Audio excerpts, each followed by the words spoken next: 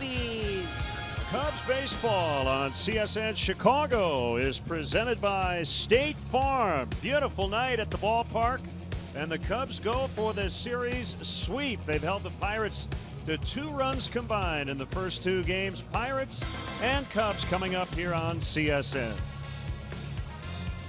Great to have you with us. Jim DeShays and Len Casper with you. We talk so much about the Cubs superstars, and when they're going right, the team is going right. Anthony Rizzo's been MVP-like here in the second half, and the Cubs' record has reflected that. Anthony's been red hot lately. 10 out of his last 18. You go further back, he's been on quite a roll for a good long while. We take a look at some numbers here. First 52 games, Cubs a couple of games below 500. Anthony was still drawing his walks, hitting with power, but not typical Rizzo stuff, and he really managed to turn things around. And as you mentioned, of late, he has been outstanding in the last 79 ball games.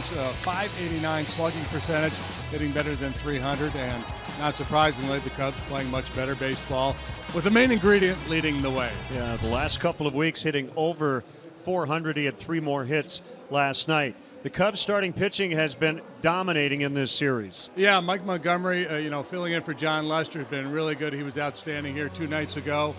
Went 7 innings, allowed just 1 run. It was a solo home run to lead off the 8th inning. Jake Gary had an interesting night last night. His command was off. He wasn't particularly sharp, but check out the numbers. 6 innings of 2-hit shutout ball for Arrieta. He just continues to roll along. They have set the bar high for left-hander Jose Quintana, who has struggled at times here as of late. Ivan Nova's had a bad second half, but he's been good against the Cubs this year. Yeah, 6 is the magic number. Nova's got a 6 ERA in the second half. Quintana's got a 6 ERA here in the month of August. Both guys looking to get things pointed in the right direction. Ivan Nova for the Pirates, Jose Quintana for the Cubs, who hopes to get great defense from the Cubs infield, including the magician, Javier Baez. Pirates and Cubs next.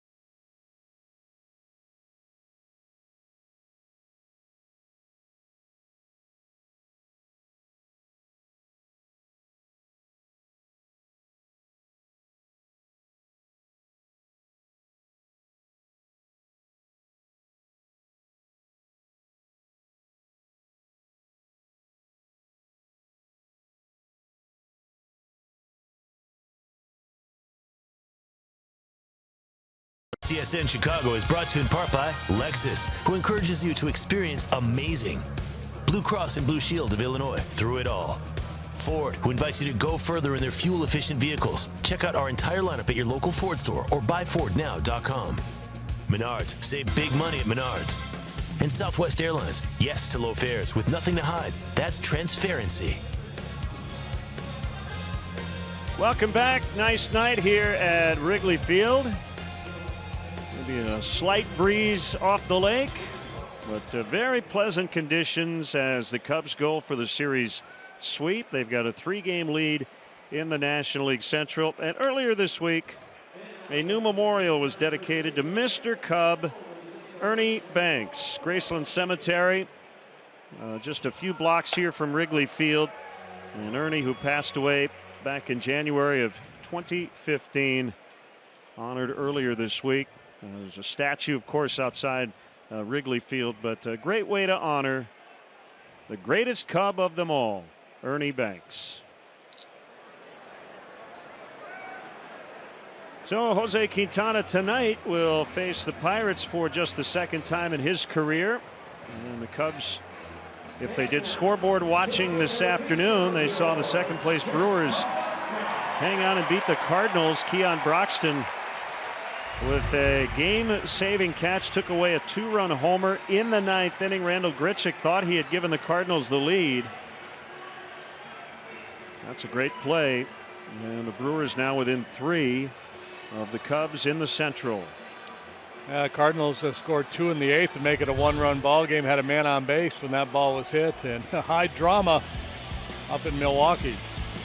Now the Pirates Southwest starting lineup. 2-time All-Star Josh Harrison in the leadoff spot. Sean Rodriguez, who had a rough night at second on Monday, playing right tonight. Andrew McCutchen is in center. Josh Bell, the switch hitting first baseman, bats cleanup. David Freese is over at third. Starling Marte in left. Jordy Mercer has been hot here as of late and has been one of the few Pirates to do any damage here in this series. Chris Stewart, the catcher, will hit 8th, and Nova, the pitcher, bats 9th. Cubs afield. Schwarber left. Jay plays center tonight. Jason Hayward back in right field. Chris Bryant at third. Javier Baez at short. He continues to spell Addison Russell. Ian Happ and Anthony Rizzo handle the right side of the infield. Rene Rivera gets to start behind the plate. And Alexa's starting pitcher for the Cubs is the left-hander Jose Quintana.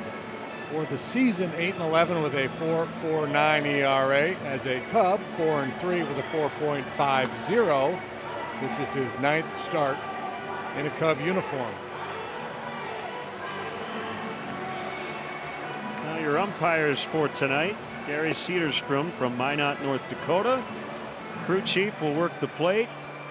Eric Cooper at first, Adrian Johnson at second, and Stu Sherwater is over at third. How many people do you know from North Dakota?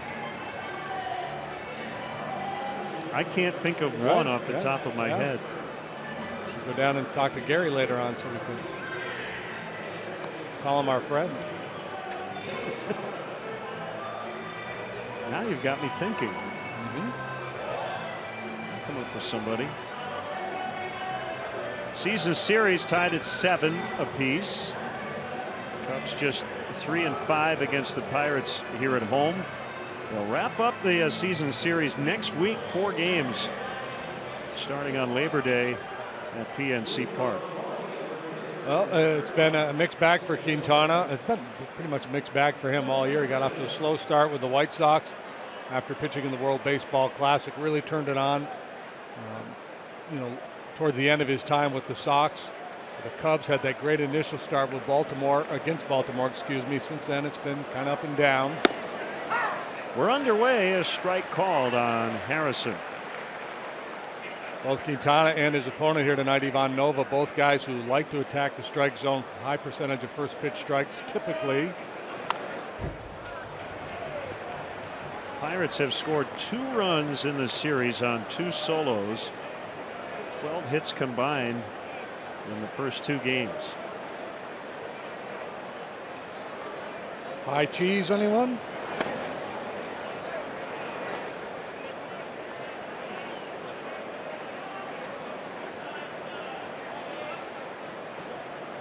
One and 2 on Harrison. Quintana turns and fires. Curveball, he got him.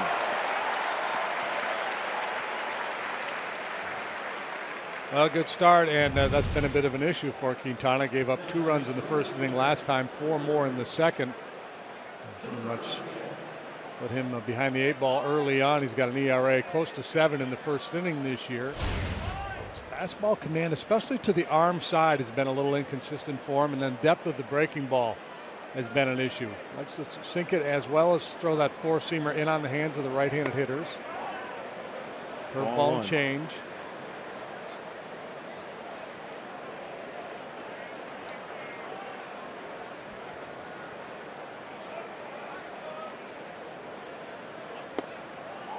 Good try. 2-0 on the veteran Rodriguez. Those numbers you saw combined, Braves and Pirates. He can start his season in the big leagues. till July due to injury. Coming in is Hayward. He'll have to play it on a hop. And the Pirates have the first hit tonight. Might have been tempted to lay out for this one, but if he leaves his feet and the ball gets by him, it's 2, possibly 3 bases for Sean Rod. Probably the right play by Jason to back off and play it on the hop. Well, McCutchen has had a pretty quiet month of August. 1 for 8 in the series.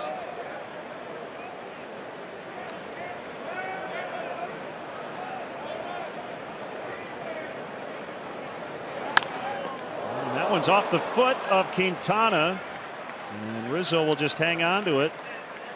Infield hit for McCutchen. Looks like Quintana's okay.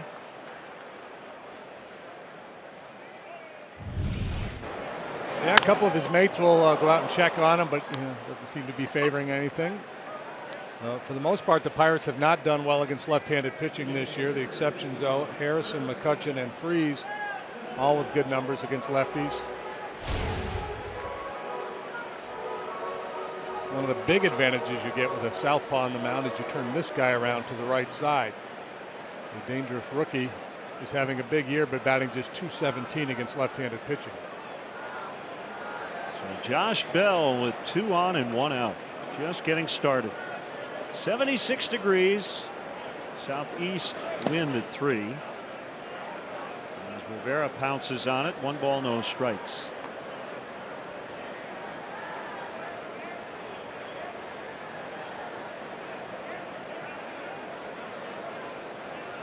Only 3 Pirate rookies have hit more than his 22 home runs. One guy's name is Rizzo. Johnny hit 23 back in 1938. One club foul to left. Jason Bay has their rookie record 26 in 2004.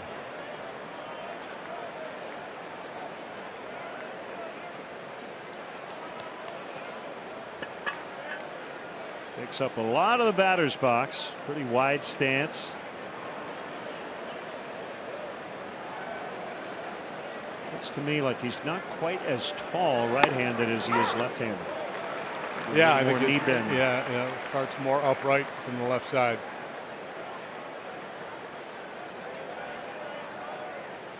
So someone could say you're taller left-handed, and he would, I assume, would understand what that means.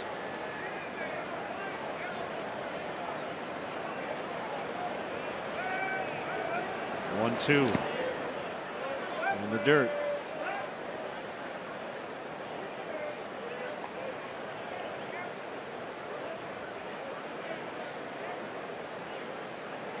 We pound home this idea all the time, but it bears repeating, and we see it so much with guys like Joey Votto and Chris Bryant, and Anthony Rizzo. Josh Bell seems to have it as well, and that is not going to go too far out of the zone even with 2 strikes.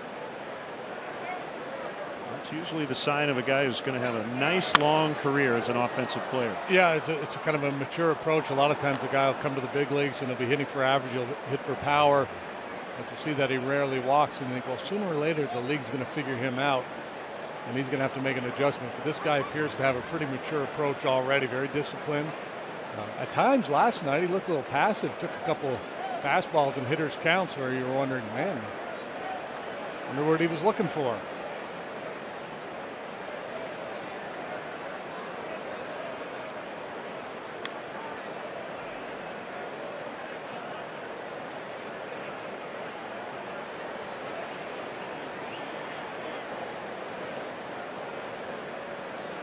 Two from the lefty.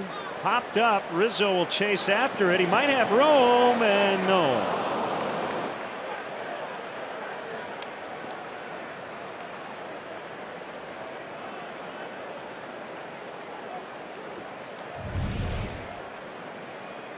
See Rivera coming out of his crouch. This is a comfortable place for Quintana to go. He likes to throw that 4-seam fastball up and in on the hands of the right-handed batters. He's used his sinker more since joining the Cubs, and I don't know if that's by design, just based on who the opposition is.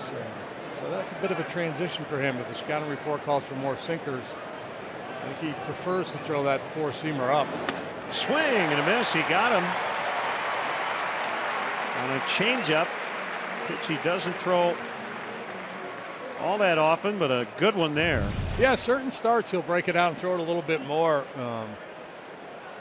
So far tonight, and it's obviously very early, but I like the looks of that one, and he appears to have a little more feel, a little more depth on his curveball tonight too.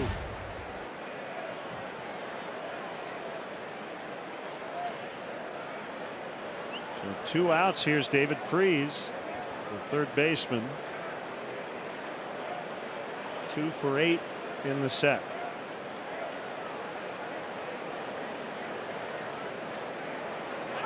Rodriguez faked toward third and then put on the brakes as Baez then raced in behind him.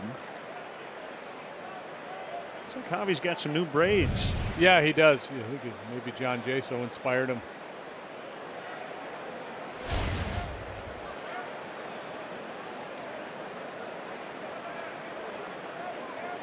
A bit of a Carlos Martinez look.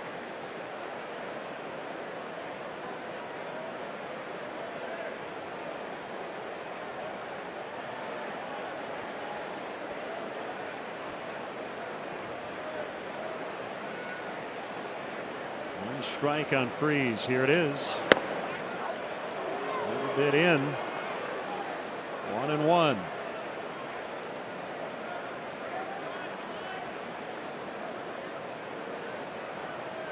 Back-to-back one-out singles. Rodriguez, a little blooper to right.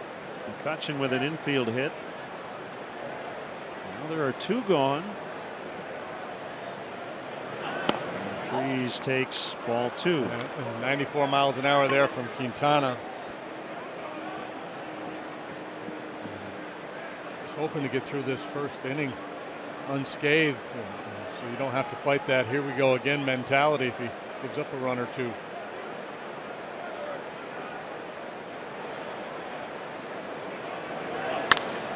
Lined out into right center, and the Pirates will get the lead. Rodriguez scores. McCutchen advances to third, and it's 1-0. So he's going to have to battle that "here we go again." The case of the first inning blues is taking hold here. This is not a bad pitch, but this plays to Freese's strength. Likes to hit the ball the other way. See the quiet lower body, uses the hands, elevates the line drive out into right center, and Rodriguez scores run number 1.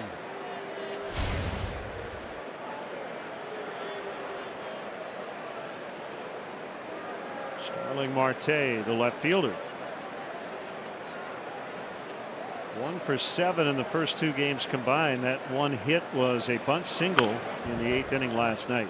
Fouls away. So the Pirates have a lead for the first time in the series. So there he's really struggled against lefties. $1.31. It's been a lost season in a lot of ways for Marte. He spent half the year on the suspended list. Without him, the Pirates went 39-41, which was pretty much at the pace they had to play that all year, with or without him. And he just got hit by a pitch to load the bases. Yeah, he does that a lot too. He doesn't walk much, but he doesn't get hit by a lot of pitches.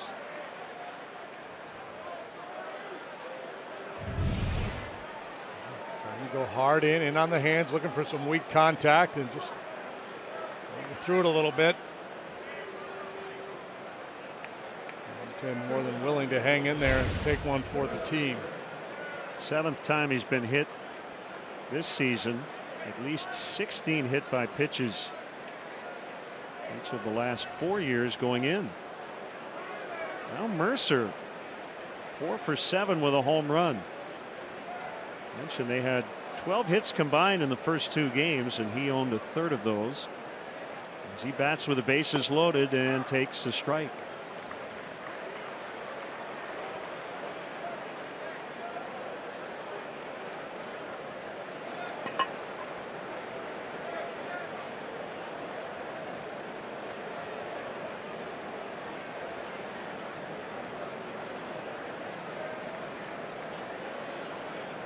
One pause by Quintana. Now the pitch. Swing and a miss. 0-2.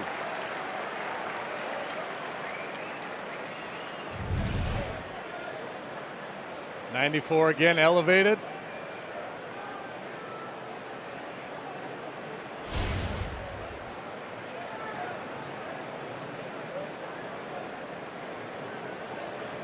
Remind me, I got to ask Mercer about the little chest tap.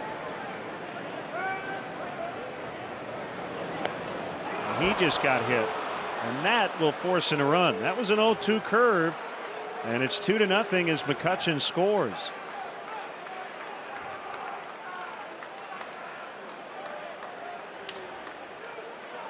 He is slow to get to first base. I've seen more hitters hit in the feet with pitches this year than ever before. I'm going with it. It's a record. It's a record for hit feet. That's so annoying as a pitcher. You're like, get out of the way. What'd you mean? I mean, the hitter's not too thrilled about it either. You take a ball off the toe, but so annoying. You're just trying to throw a little swing and miss curveball down under the hands and hoping the guy either chases or at least gets out of the way of that pitch. The key here is not to panic, because stuff-wise, he looks fine tonight. Interim pitching coach Lester Strode. It's back to the dugout. Now it's the 8-hitter, Chris Stewart.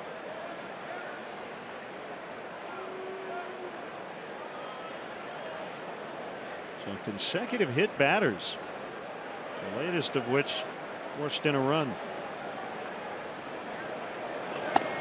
High for ball one.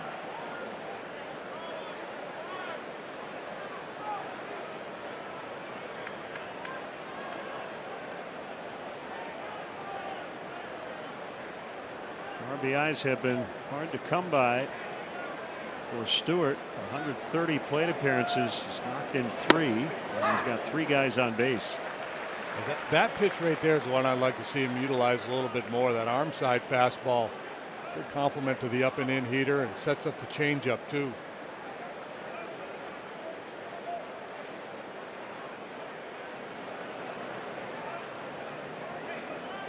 They're going back to that spot. Yep.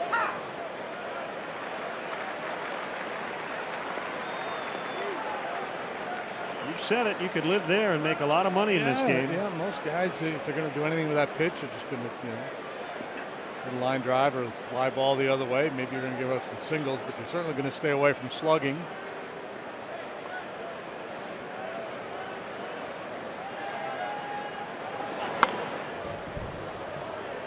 Went there again, and Stewart spoiled it. Yeah, so he's taken him out there. Stewart's seen 3 in a row in that direction. So now he's got options. He can go up and in again, try to get the chase, or he can throw same location, throw the off-speed pitch, so he can get him out in front.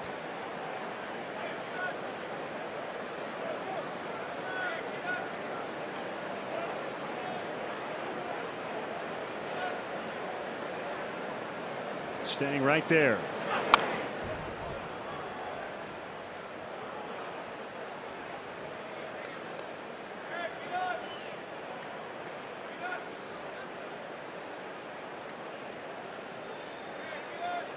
The pitcher Nova is on deck.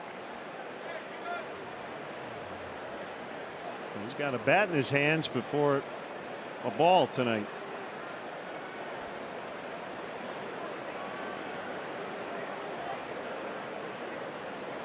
Another 1-2 swing and a miss on the curve.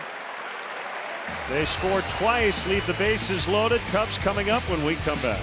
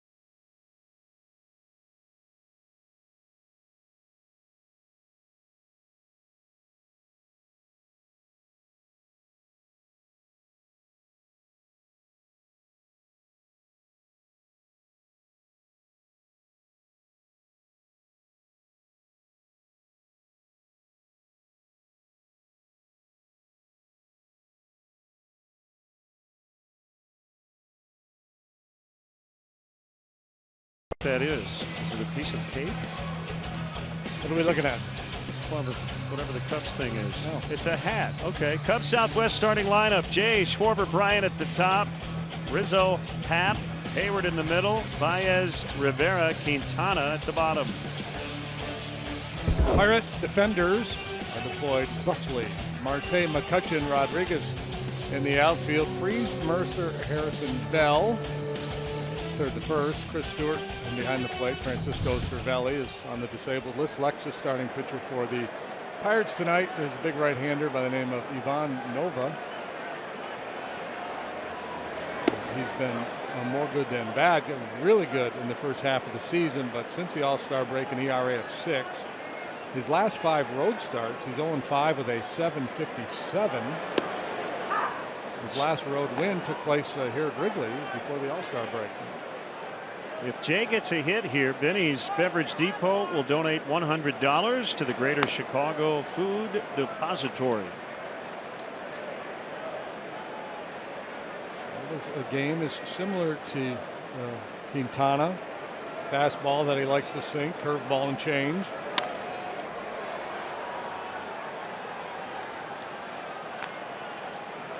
Typically will rely a little bit more on his fastball than Jose will. Acquired from the Yankees last year. Went into free agency after 2016 and then re-signed in December to a 3-year deal, and a base hit to the opposite way. Mercer was shaded toward the middle. Jay hit that ball where normally the shortstop would be positioned.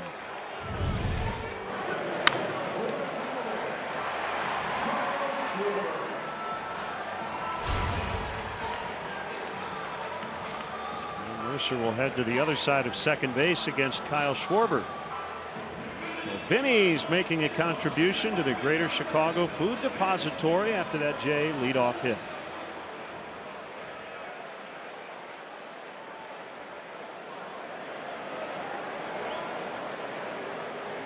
Two nothing Pirates. Foul strike on Schwarber. Good swing. Yeah, this is where Kyle benefits. You know, at the beginning of the year, when he was hitting leadoff and things were not going well for him. In this situation, at least with a man on, they have the shift on, but they don't have anybody out in shallow right field because they're thinking about a potential double play, and that should obviously enhance his chances of hitting the ball through the right side of the infield.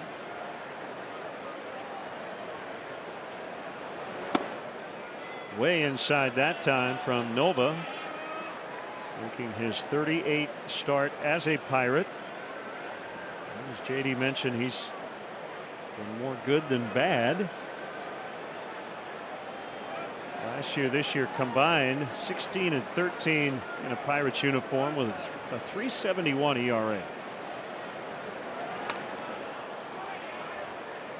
Yeah, home run rate is up a little bit. I think that's what's hurt him. He's allowed 25 long balls this year. He pitches to contact, very few walks.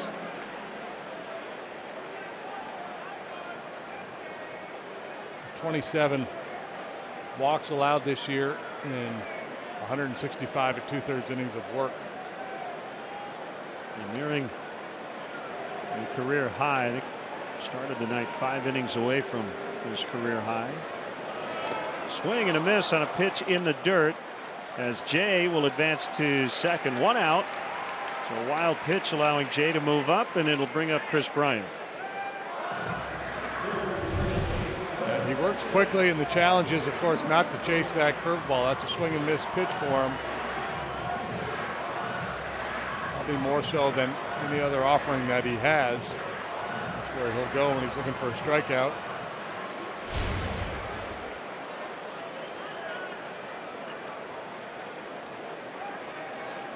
So Bryant with a man in scoring position.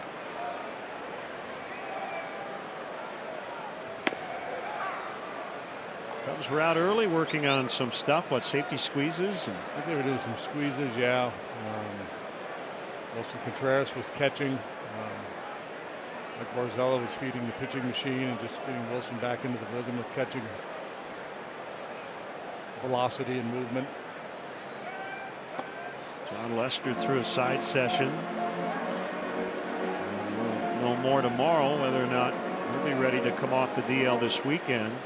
Not good news, however, on Addison Russell before the Iowa Cubs game tonight. The foot acted up, so he'll return to Chicago. So his rehab assignment has been cut short. 1-1 pitch on the ground toward third. It's just foul. He glides down that first base line. It would have been an easy hit had it been fair.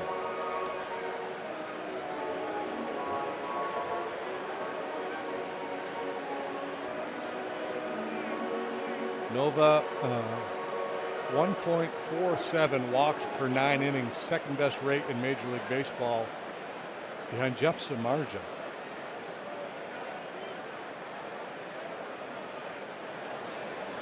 Jeff just made up his mind. I'm not going to walk anybody.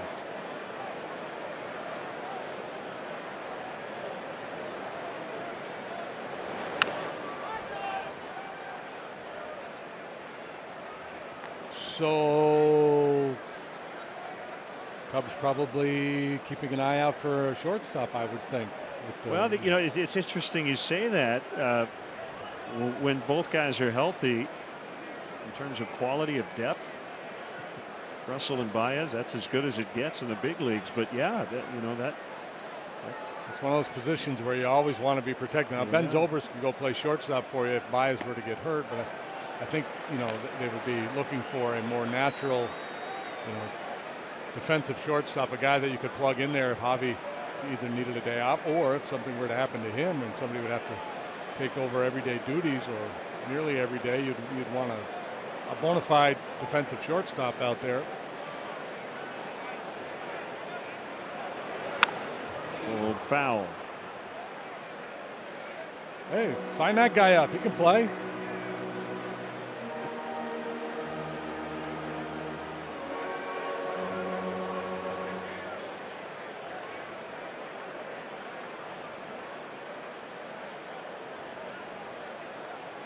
Two and two on Bryant. Rizzo on deck.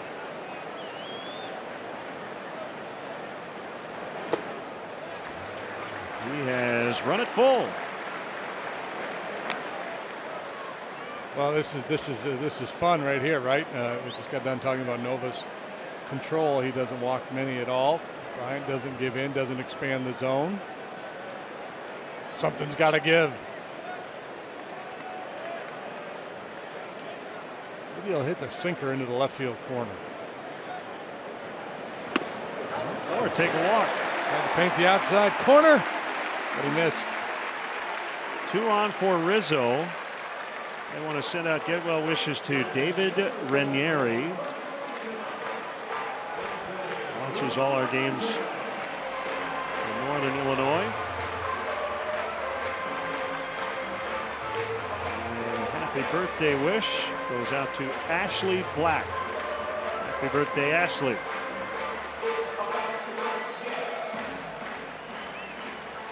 Anthony's going to hit you a home run right here for your birthday. He's that kind of guy. How cool would that be?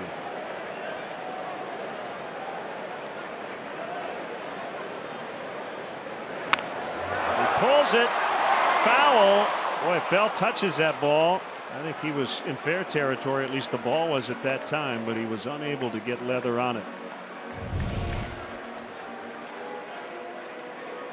Right when it passes the glove, if it's fair at that time, it's a fair ball. But he missed it.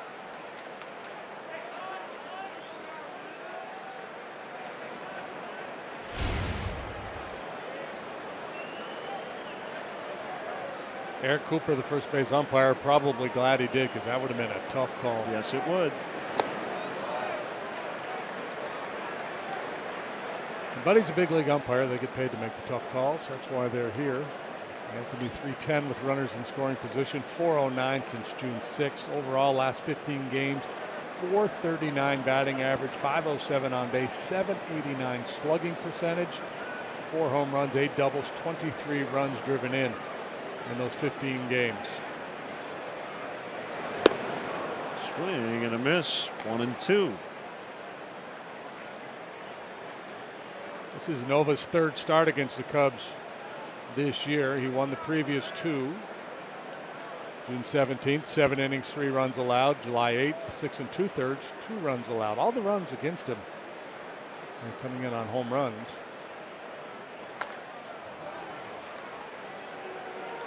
But other than that, he's been very stingy. Good day yesterday for Anthony. And his foundation making a $3.5 million donation to Lurie Children's Hospital. And the Cubs went out and beat the Pirates 4-1. He had 3 hits, including his 200th career double. He ain't biting. Well, it typically sits 92, 93. That one we got at 95.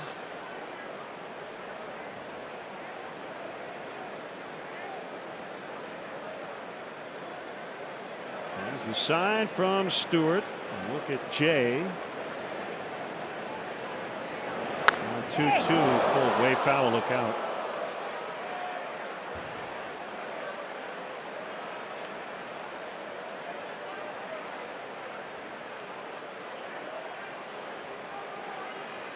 Another big crowd tonight. I've got biggest crowd of the series. Feels like it. Over 38 Monday, over 37,000 last night.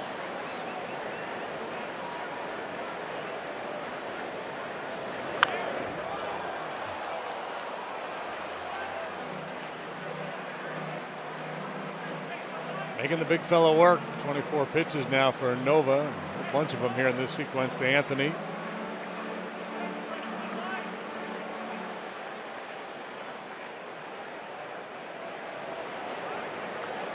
Comes the 8th pitch of this at bat. And the 25th of the inning. Took Quintana 31 pitches to get out of the top of the first. Another foul.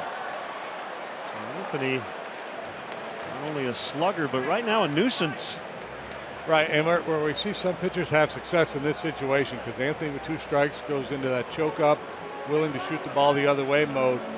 And sometimes the best way to go is elevated in a little bit. His eyes light up, he tries to get at it, and if you're protecting the outside part and the changeup, it's hard to get to that high fastball. So you'll see that ball sometimes just kind of popped up into shallow center field. There's obviously risk. If you miss inner half, he might hit it to the moon on you. That is not the moon. That is a video board out in the park. That's where they went. It's a smart pitch. So 2 down. Here's Ian Happ.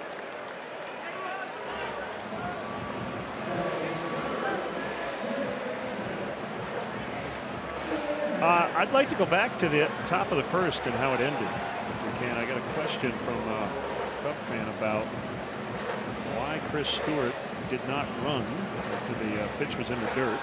It's because Rene Rivera just stepped on the plate. Bases were loaded at the time.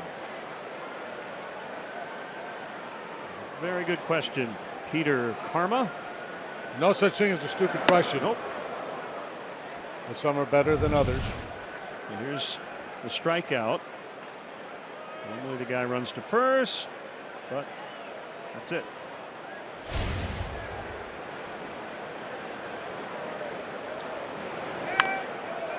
Um, 1988-ish. I was playing with the Astros. We had this crazy winning streak, and won in all kinds of funky ways. Similar play, same play, bases loaded. Might have been Caminetti hitting. Swing and miss, strike 3. Benito Santiago's the catcher. All he has to do is step on home, takes the ball, tries to tag the runner from third, drops the ball. We score, win the game. No, good. Oh, no. Oh, good. Oh, good for you. Yeah. Oh, I was okay. You were empathizing with Benito. I was, yes. But now I'm thrilled. Just had to tell me which emotion to feel. Send you a smiley face with a thumbs up. Happ rips one into right. Jay around third. He's going to be sent. Here's the throw by Rodriguez. Save. No tag applied. I don't think Stewart ever got him. And the Cubs are on the board.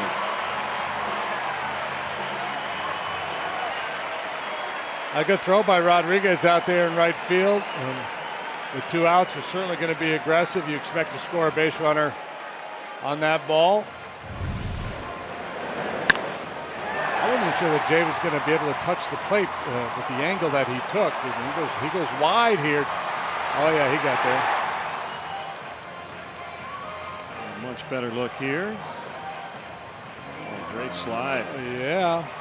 Left hand yellow, left foot white.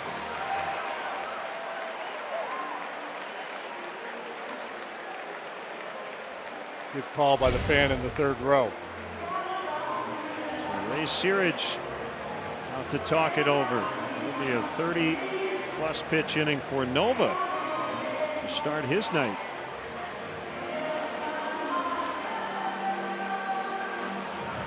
I don't think there's any relationship to batting practice and in-game performance. But I was watching Ian Happ take BP today, and from the right side, he was crushing the ball. It was fun to watch.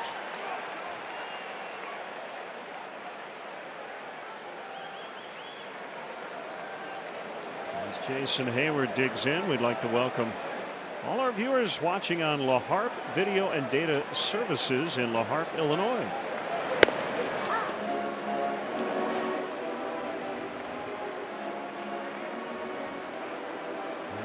Two talented pitchers, both struggling right now and both having a very difficult time getting through their first inning here tonight.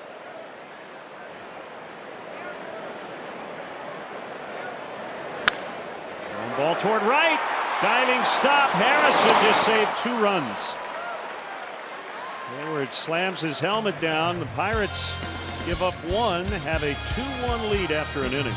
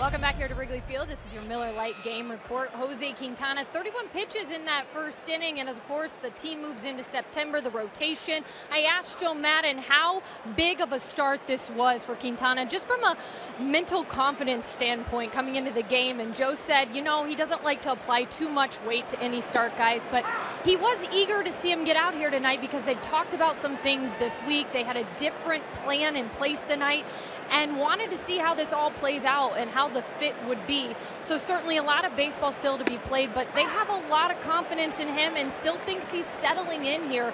Such a competitor, wants to pitch well, and they're just waiting to see it all come together here for Jose Quintana tonight. Kelly, thank you. Facing the pitcher Nova, 2 strikes on him. So he faced 8 Pirates in the first inning. The outs were all strikeouts. 3 singles, 2 hit batters. It was a strange inning. Yeah, well, the strikeouts speak to the stuff, and that's why, despite the fact that he gave up a couple runs, there's a lot of things to be encouraged about. He was throwing 94. The action on the curveball was good. I love this down and away heater here he's featuring. Throw a little short breaking ball here and try to get him to chase. And he does.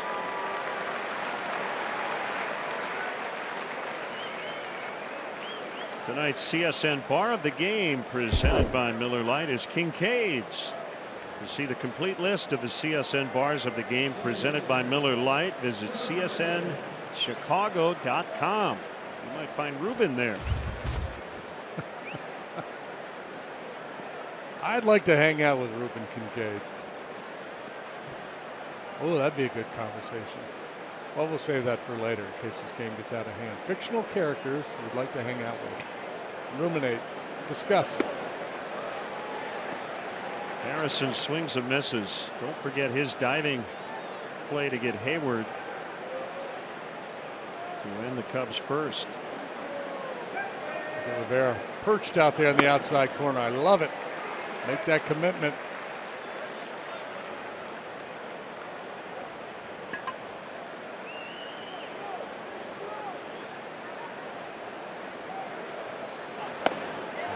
Abused. And a premeditated 2-strike swing, so all 5 outs have been Ks for Quintana. Here's the Harrison play that saved 2 runs. The ball wasn't hit that hard, so both guys would have scored easily. Try to make a play on the bouncing helmet as well.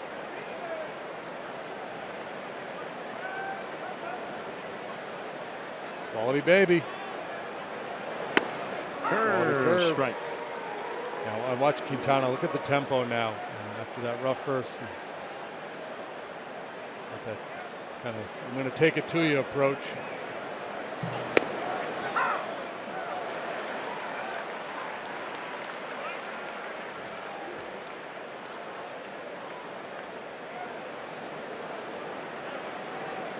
Bryant backs up a step at third with 2 strikes. That got Rodriguez's attention. 1-2.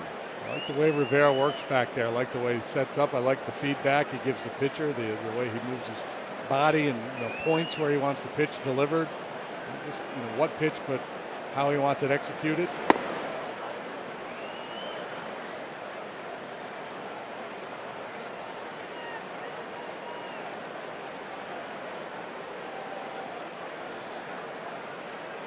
Pumps his fist.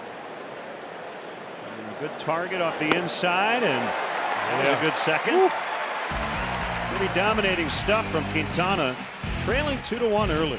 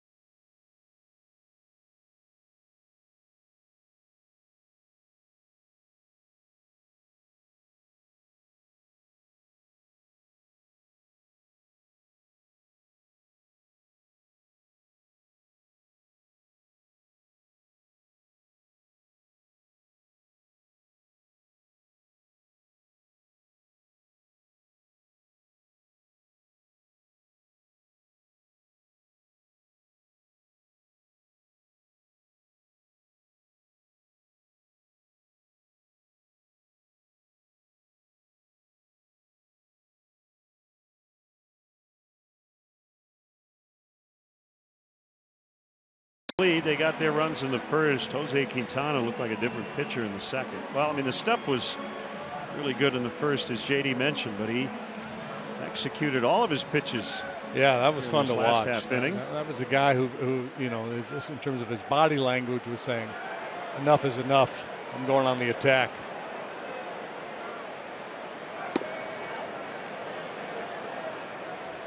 One 1-0 on Javier Baez.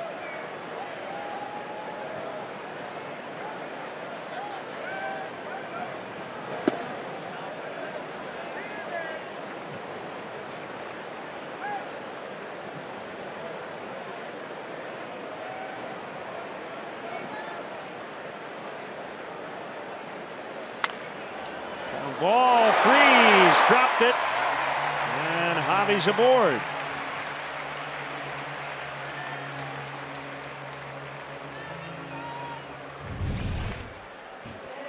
Well, it's a 2-0 fastball. Baez hits it hard. He tries to play it off to the side a little bit, and it just eats him up.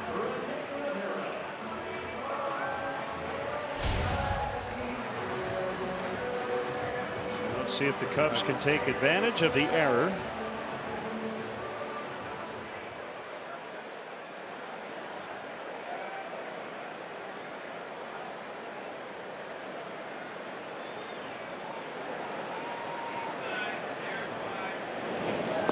Check on the runner. Rivera, the batter.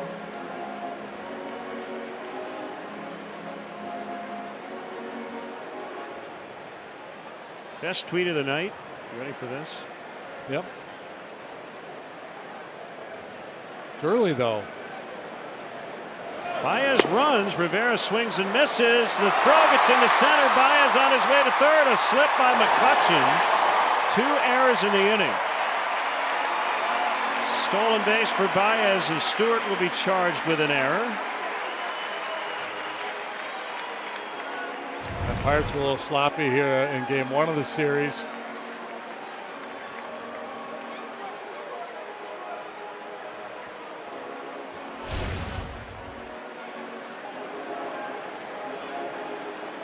So the Pirates will play their infield back. 1 strike on Rivera.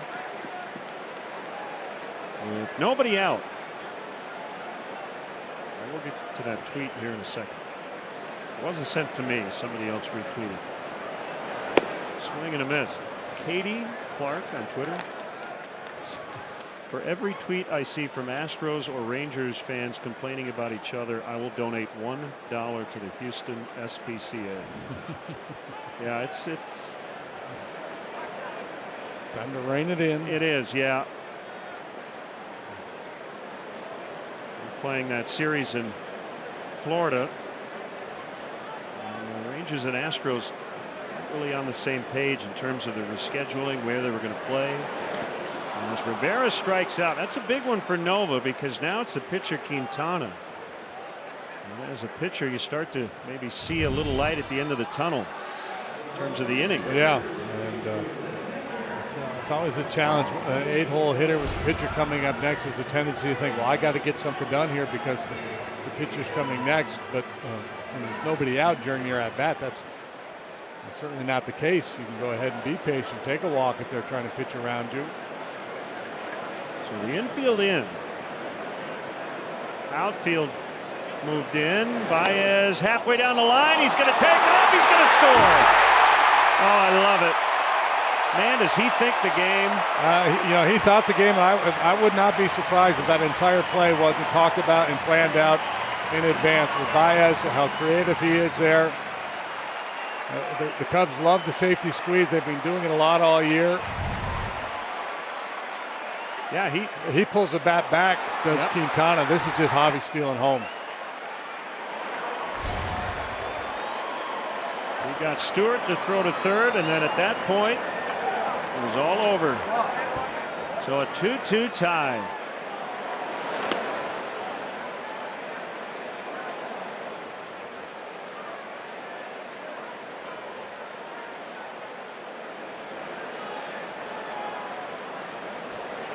El Mago.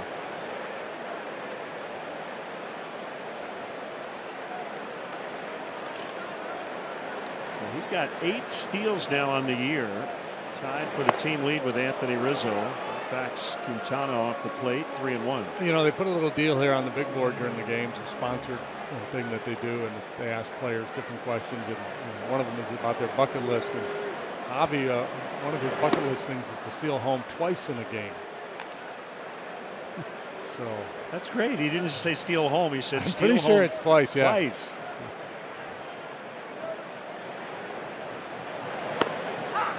Called strike 3. Now I will say this about that play, and it would be like the fake punt. It is the kind of play now that will go on a scouting report, right? For the next time. Yeah. The problem in the heat of battle, it's really hard to, if you're the catcher, to kind of remember that. But yeah, you need to, and that's the kind of thing where the dugout will be yelling to the catcher, "Hey, you know, point at the head, point at Baez at third base. Remember we talked about it."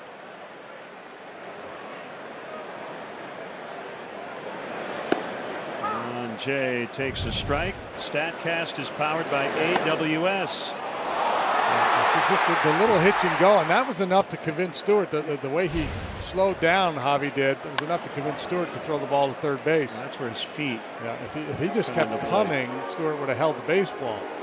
But the hesitation influenced Stewart, and he turned the ball loose.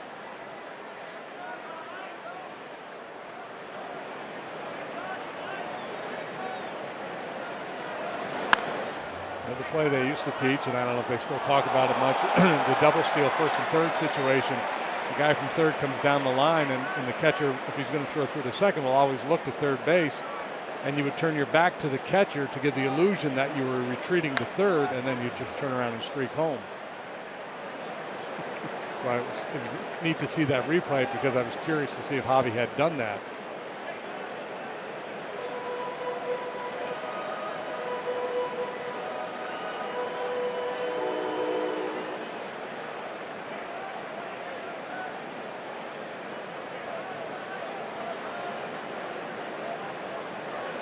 Two is outside.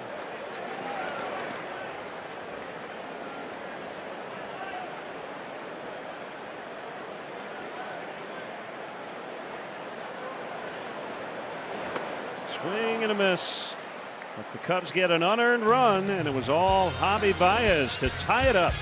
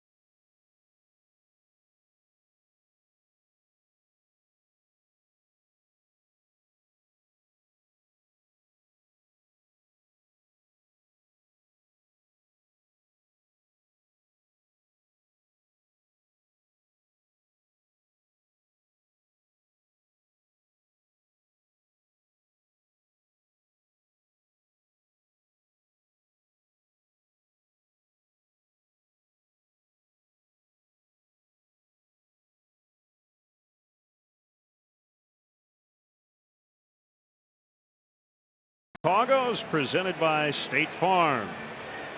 Ed pointing out on Twitter, yeah, Javi had a similar play in the NLCS against the Dodgers. It was a John Lester bat. Let me say Yasmani Grandal was catching. Lester pulled the bat back, and Javi did a very similar maneuver. Yeah, and there's a chance you get burned, and it looks bad. You're hung out to dry, but it's the kind of gamble you take with a creative base runner. You've got the pitcher in the batter's box.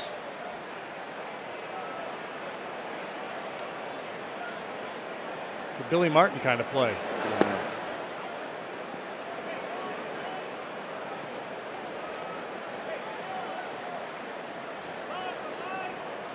Let's see if Quintana can go through the middle of the order with the same conviction that he did 9-1-2 last inning. 1-2 to McCutchen. Single and a run in the first.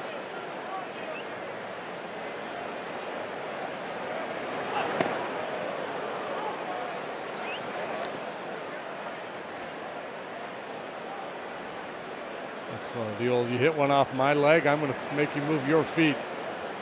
Go back, sinker in.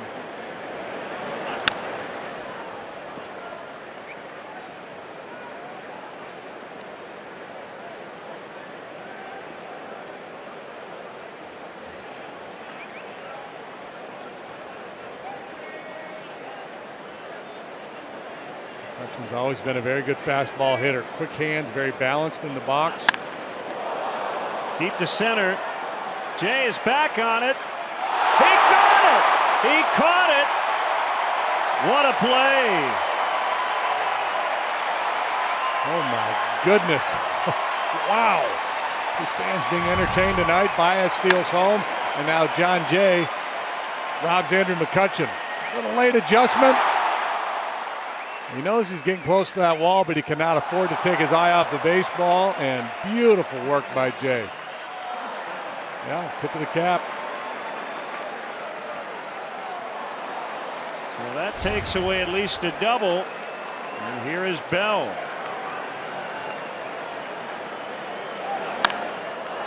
Jay will get another chance here. He got it!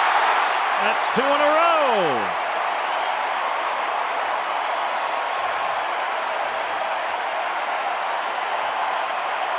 What else you got? Yeah, watch him go.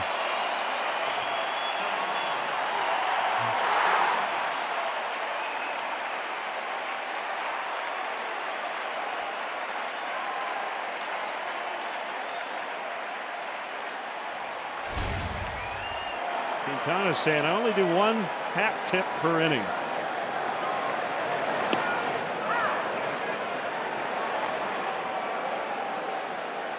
If he does that again, it might be a hat trick.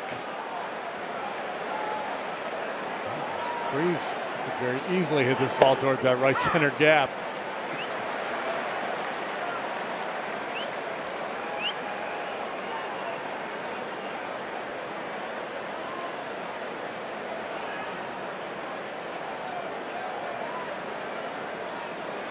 Oh, 2. Called strike 3. Well, that was the John Jay inning as Freeze has a little chat with Gary Cederstrom.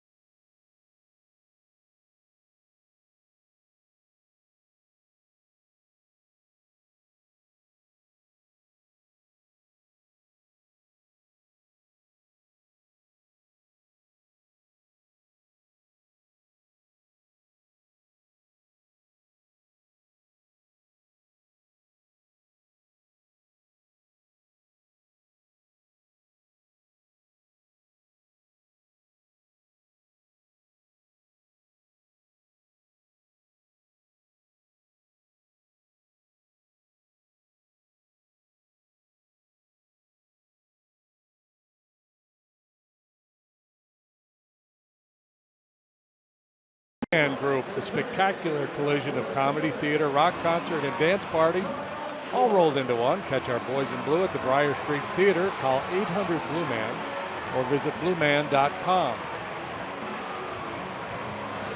Happy 90th birthday to Ray Rivera. Working here at Wrigley Field tonight. Hey, how come Jay doesn't get to lead off? Right.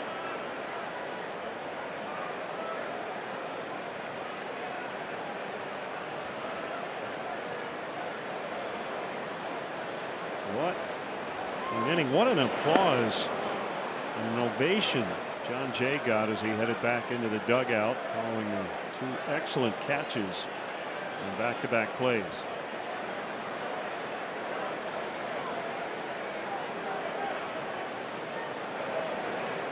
Well, yeah, the game just had a lethargic feel to it in the first inning, but Quintana striking out the side in the second, Baez stealing home, and now these plays by Jay has really created a lot of buzz in the ballpark.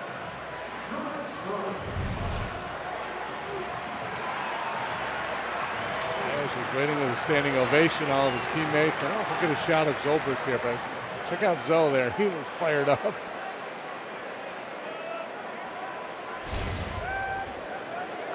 Schwarber strikes out. Bryant, who walked in the first, takes a bender for a strike. 0-1 on Bryant.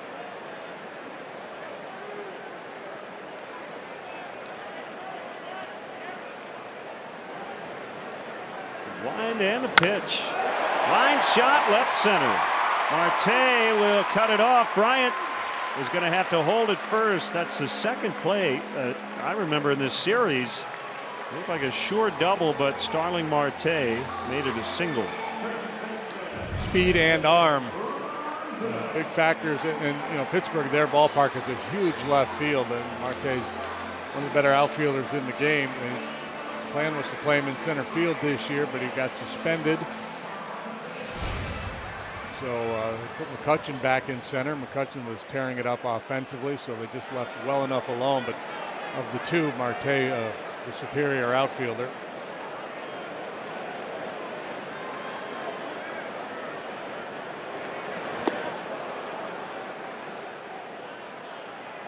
And strike to Rizzo.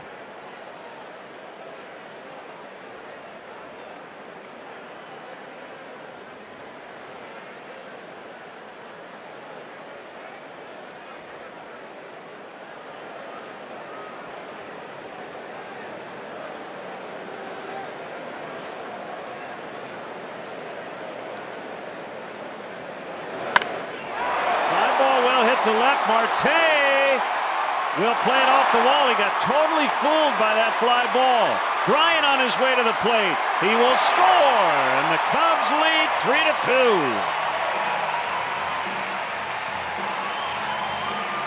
I don't think Marte would have caught that ball, but his first move was in.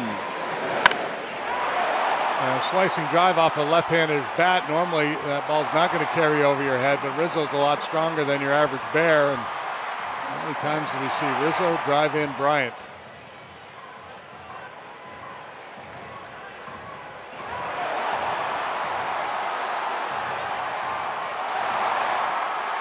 Another first to home play for Chris Bryant.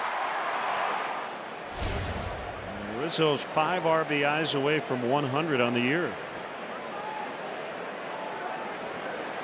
Happ with an RBI hit in the first. Yeah, Marte made a good strong throw back into the infield, and with the shift on for Anthony, the cutoff situation a little bit out of position. Otherwise, they would have had a real shot at Chris at home plate. Harrison had to handle that throw on a hop and was off balance. Otherwise, they would have had a shot at him.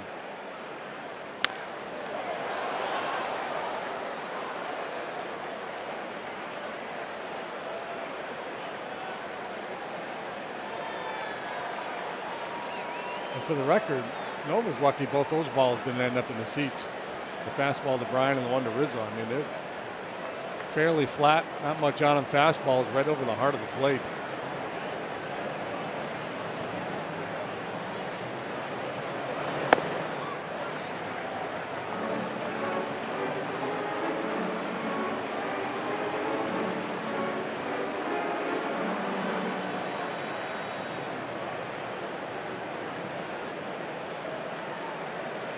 Ball and 2 strikes on Ian Happ.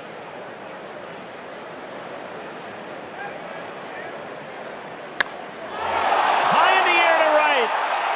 Number 20.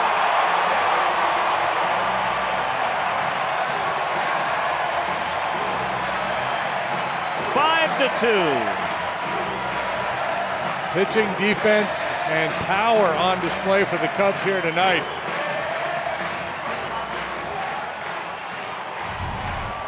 And this is a pitch that Ian struggles with, breaking ball down and in. He was ready for it. Open up that front side a little bit and go down and get it. Beautiful finish. And a great result. Talking about his BP earlier. I was watching him from the right side.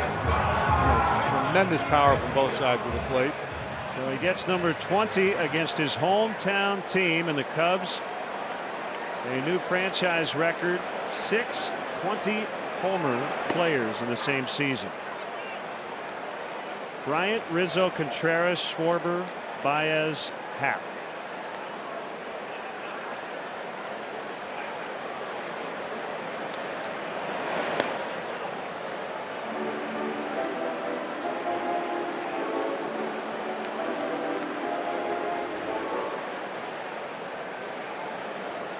Once in a while, a reminder that Ian Happ hit 9 at AAA before he came to the big leagues. So he's hit 29 home runs combined this season.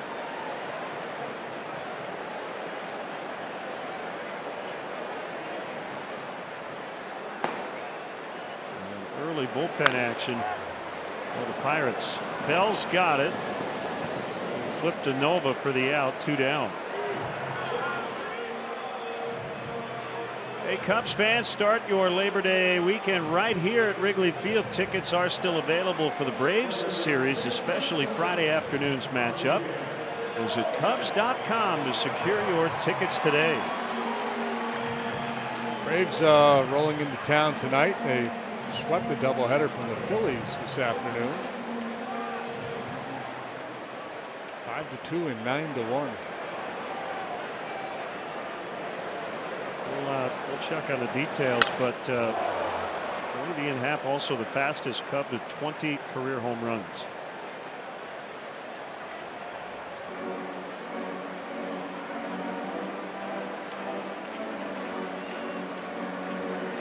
He's such an intriguing player. His skill set is off the charts. Switch hitter, power from both sides, speed, versatile defender. Conducts a heck of an interview in the dugout. Did you ask how many times Rizzo's knocked in Chris Bryant? I just kind of threw it out there that, 24 times. We see it a lot.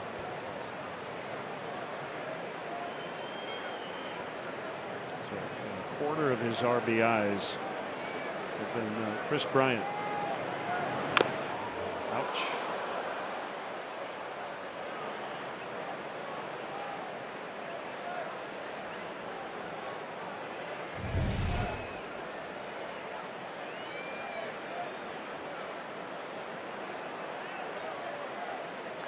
Baez, by the way, is the first Cub to hit an inside the park home run and then steal home in the same season.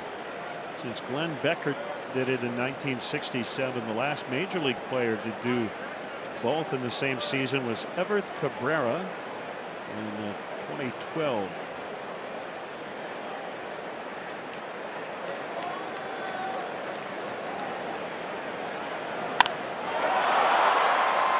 This is McCutchen, and he's got it. And the Cubs done in the third, but man, as this game turned around, they were down 2-0 early. They now lead 5-2.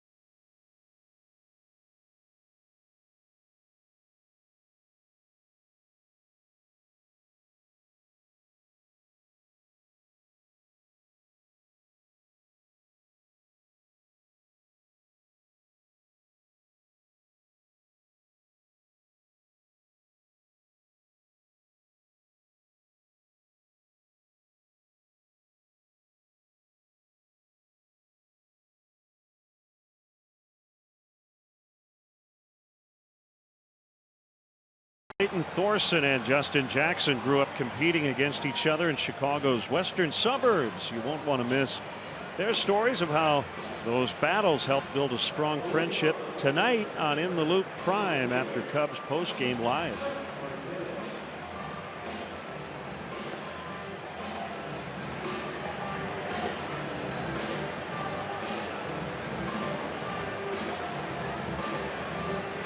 Jose Quintana now working with a 5-2 lead.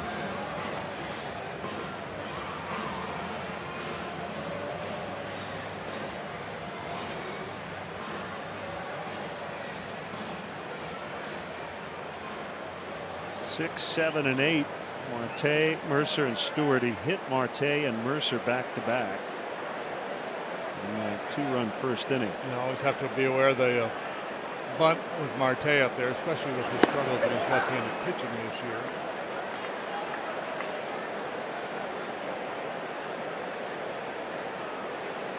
Even with one strike, Chris Bryant stays even with the bag at third.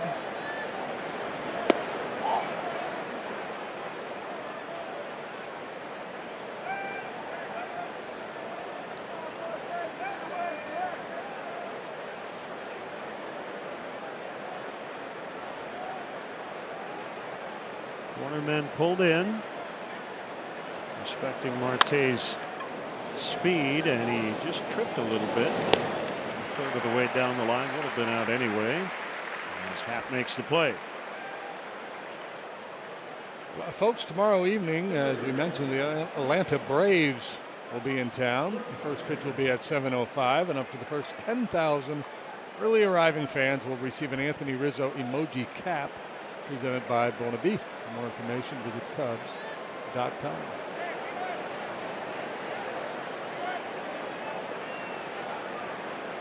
It's about as nice a night as you're going to get at the ballpark. It is spectacular here this evening.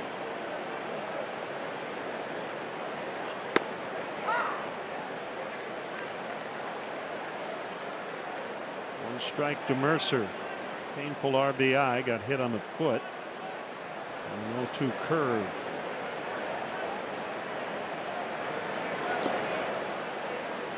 Year in and year out, Mercer very dependable. 257 lifetime hitter. He's batting 259 this year. Usually count on him for 10, 11, 12 home runs. He's got 12 already this season. So providing a little more power than he normally does. Very dependable shortstop.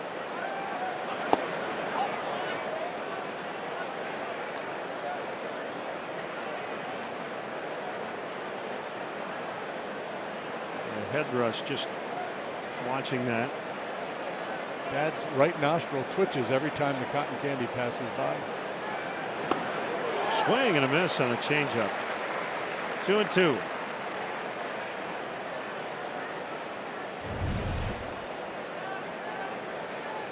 Just the fastball command has been good tonight, and the feel again with the secondary pitches, the curve and the changeup, better than we've seen in a while.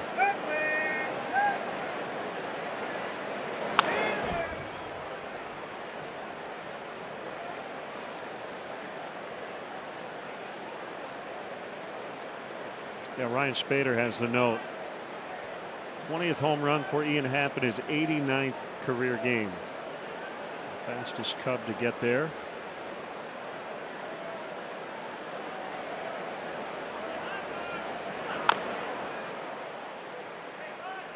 Still 2-2 on Mercer.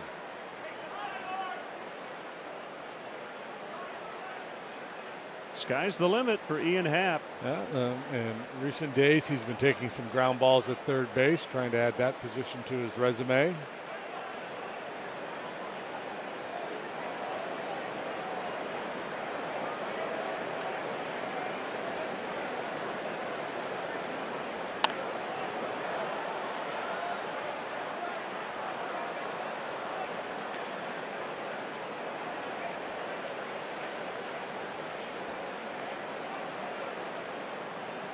Better crowd tonight at Tropicana Field. Over 6,000 in the ballpark. For the Rangers and Astros. Rangers leading late again, 6-1 in the 8th. They will return to Houston. The Astros will, and play the Mets this weekend. Doubleheader Saturday, single game Sunday. That's good news. Yeah, the sun came out in Houston today. Hopefully those floodwaters will start to recede. Harvey will just move on out.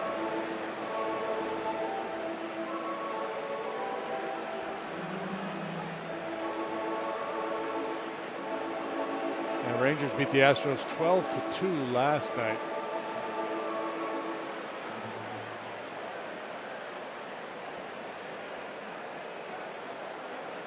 Dallas Keuchel for the Astros tonight. He's charged with 6 earned runs and 6 innings of work.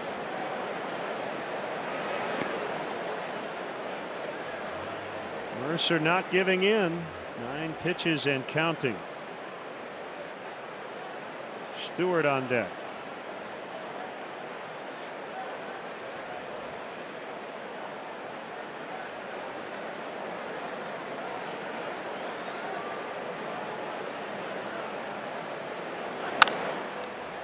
Right to Baez.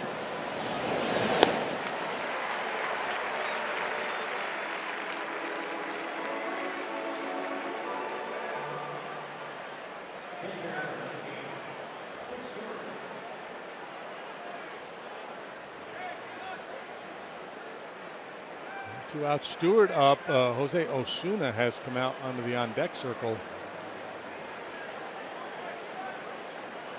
to hit for Nova. Should Stewart keep the inning going, presumably. Left-hander Stephen Brault is up in the Pirates bullpen.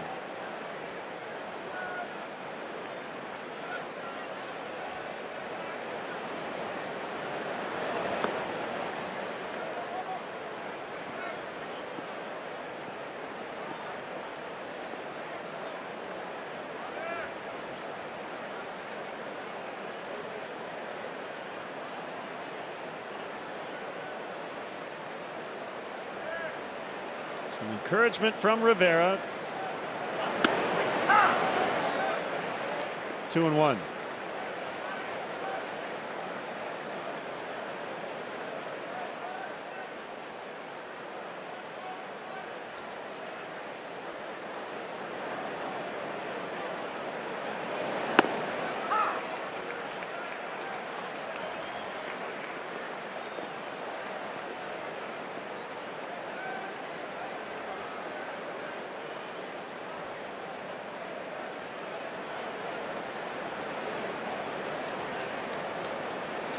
Two outside.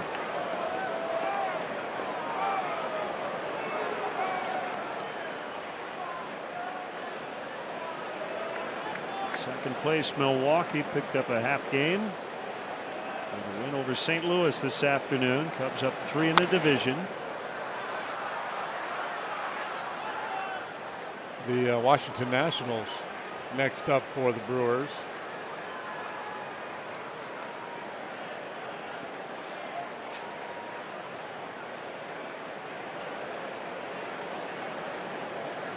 Four-game series starting tomorrow in Milwaukee. Nationals getting healthy. They got Trey Turner back, Scherzer, Jason Worth. Much easier Just play behind your back, John. For John Jay. Midway in the 4th, 5-2 Cubs.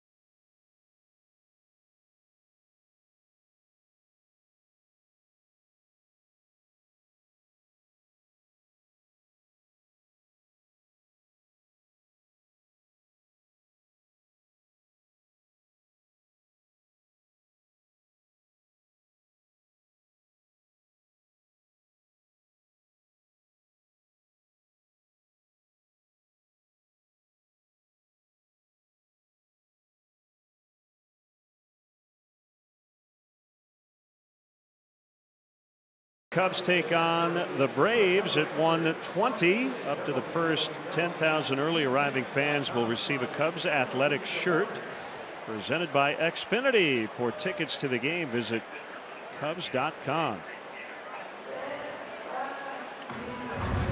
Fun watching Rene Rivera, take charge guy. He's been here for about 10 minutes, but he looks like he's been a Cub forever. Yeah, I love how invested he is with his pitcher. And, just not just calling the pitch, but kind of giving direction, what he wants, and pumping the fist. Like, yeah, we got this, man. Make the pitch, we'll get our guy.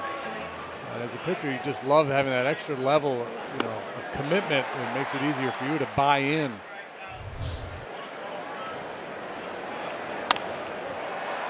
And he can hit to boot into the corner as he makes his way to second. And that is a leadoff double off the new pitcher, Steven Brault. And the other part that's fun, he's just an old school bad-bodied catcher. That man was designed to squat.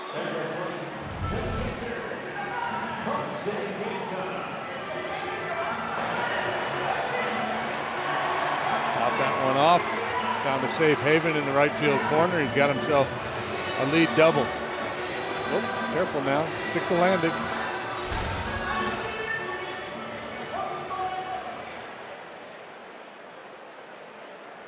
Second appearance of the series for Brault. He worked on Monday. Quintana bunts, it's foul.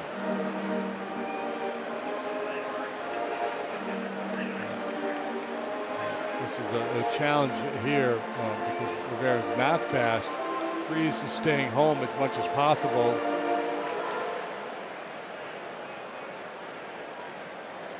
They're counting on Brault or Bell to be able to make a play on Rivera unless Quintana gets down just a sweetheart of a bunt.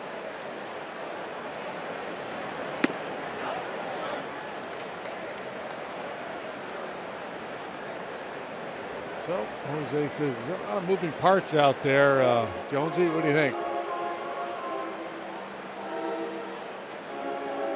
He said, if the toothpick is on the right side of my mouth, you're bunting. If it's on the left side, you're swinging.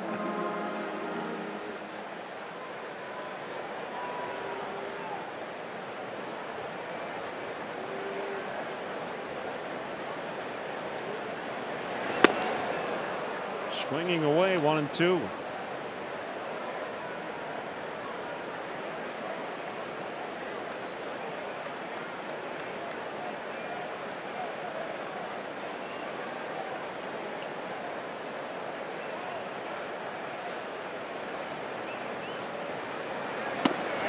Stabbed at it, couldn't get it. For strike three.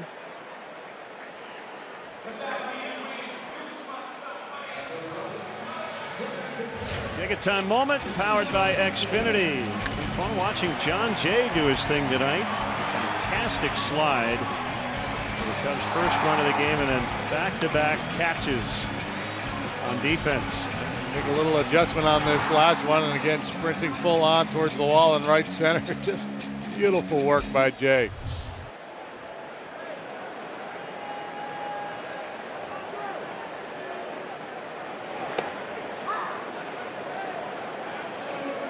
One on him. He's got a chance to drive in a run.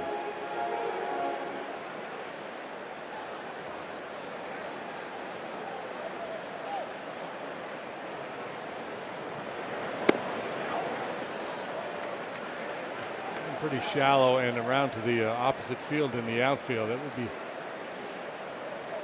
tough to score Rivera here on a sharp single.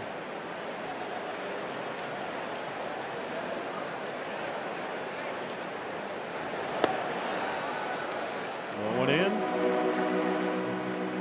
2 balls and a strike.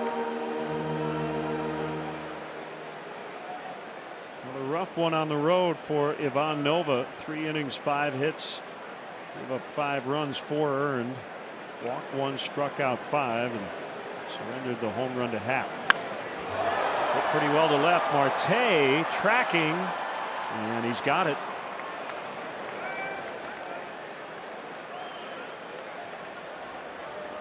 Cub fans, show your team pride with Cubs checking and an official Cubs MasterCard debit card. Only available at your local Wintrust Community Bank. Go to wintrust.com/Cubs to learn more. Members FDIC.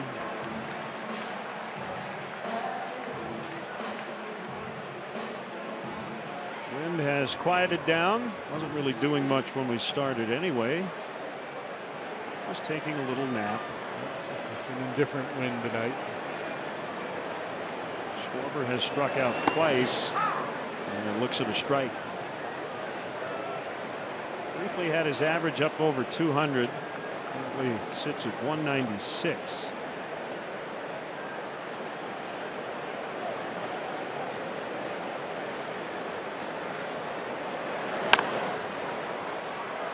Mercer, the shortstop. About as short a throw as he'll have playing that position. 5-2 Cubs after 4.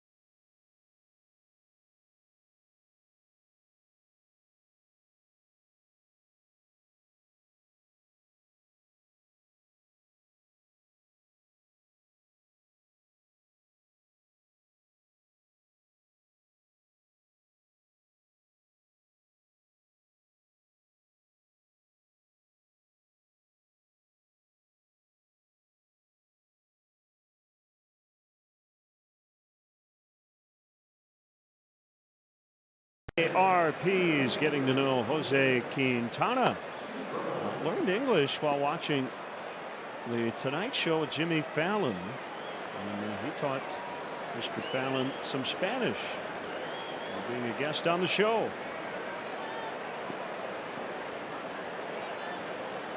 I'm not sure anybody does better impersonations currently than Jimmy Fallon. Especially musical. Oh. The Neil Young bit he did was incredible. The pitcher Brault leading off the 5th. Dylan Springsteen.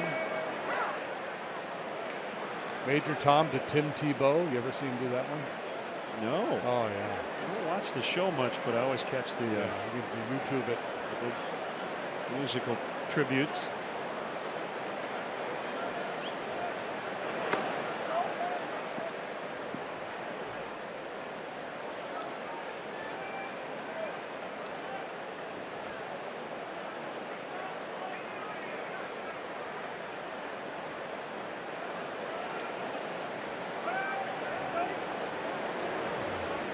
Two on the way.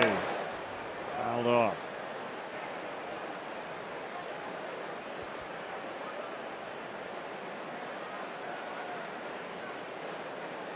Some intriguing tattoos that Brault features.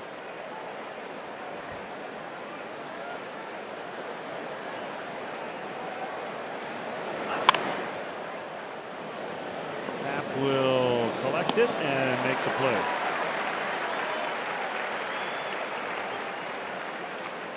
On Tuesday, September 12, Cubs take on the Mets. Oh yeah, the Mets are coming to town. First pitch on that particular night will be at 7:05, and up to the first 10,000 early arriving fans will receive a Cubs power bank presented by Uber. Tickets are still available. Visit Cubs.com today.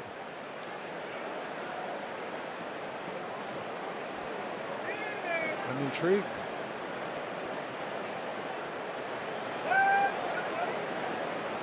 Harrison, couple of strikeouts, puts a ball in play here, but he hit it at the wrong guy.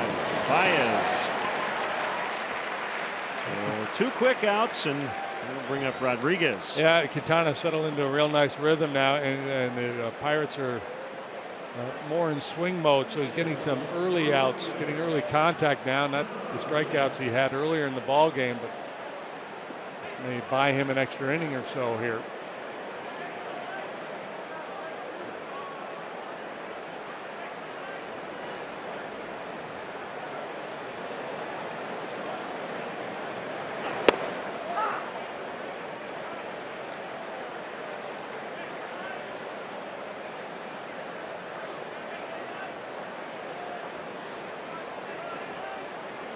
Going up with some heat, and Rodriguez could just foul it back.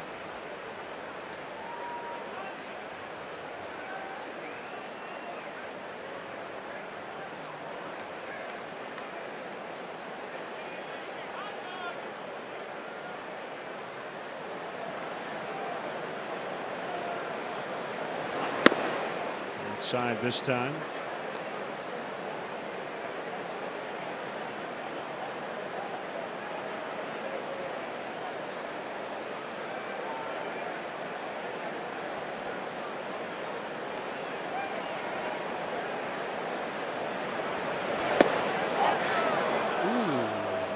Close, didn't get it. Boy, sweetheart of a pitch.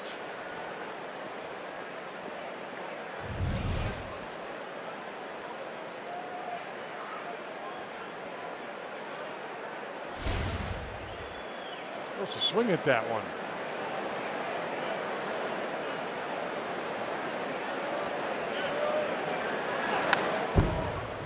Best team in the American League right now. Record-wise, or just how they're playing? How they're playing. It'd be hard to go against the Cleveland Indians. Well, they just swept a doubleheader in New York. That ball ended up almost in your living room. They're 20 games over 500. They've won 7 in a row.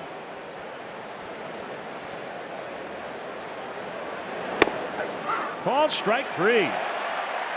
He's in cruise mode now, leading 5-2 in the 5th.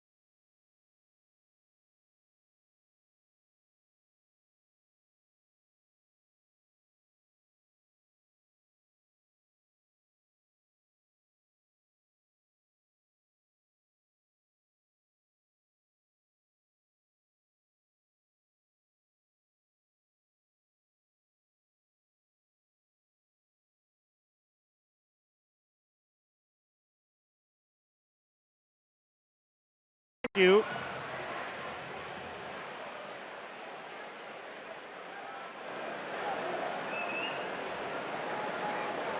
Chris Bryant leads off, swings away and fouls out of play.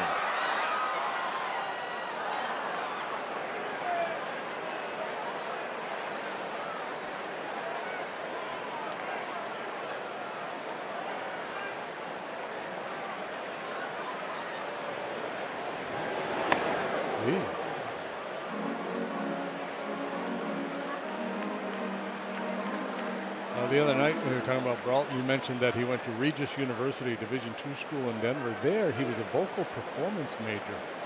Performed in school musicals when he was in high school.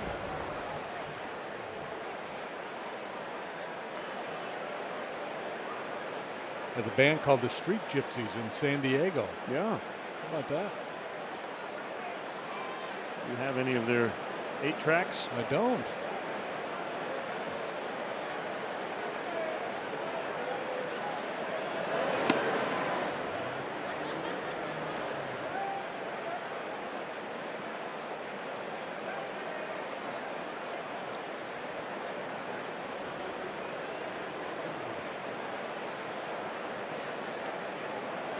Balls, 2 strikes. And the pitch. We'll try it again.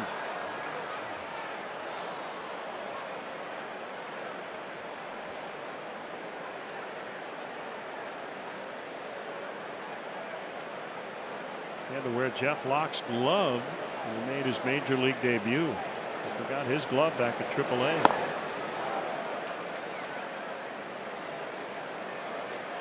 Something a left-handed pitcher would do. And it's usually something you can find in a big league clubhouse. Can I borrow your mitt? Infielder probably wouldn't do that. Left-handed pitcher might.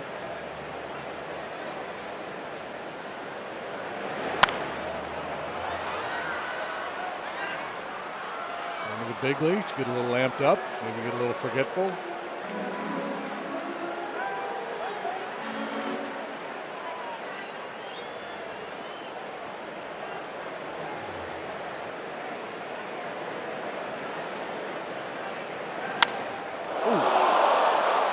Brault got hit by the ball, but he was trying to avoid the bat as well, and mentally might be shaken up a bit, but I think physically he's okay, as Bryant will be credited with a hit. That was very dangerous. Got a little leather on it and fell awkwardly. Yeah, he was not in a position to defend himself, but that barrel had been directed right at him, as opposed to a little bit over towards the third base side. So a whole lot going on there for Brault, but it's second hit of the night, third reach for Bryant. 2 singles plus a walk now.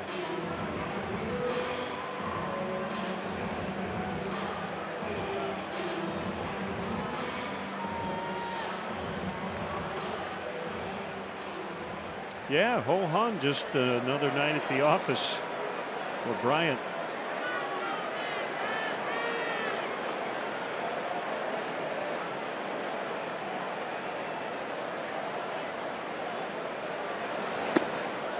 Rizzo had to move his feet. That's the thing about Bryant and Rizzo. You know, they can do the spectacular, come up with the big home runs to win games.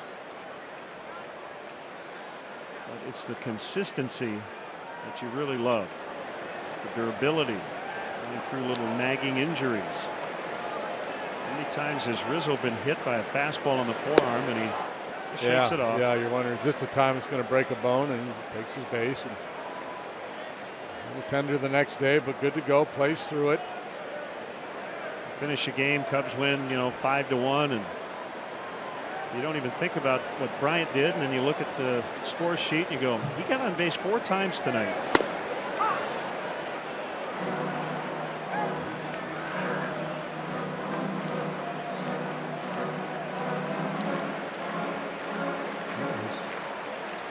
Reached base safely now, 24 consecutive starts.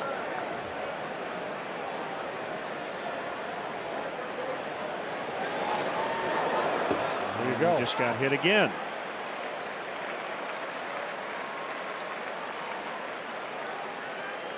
I think he'll end up leading the league. past Josh Harrison. I think he's down near the elbow.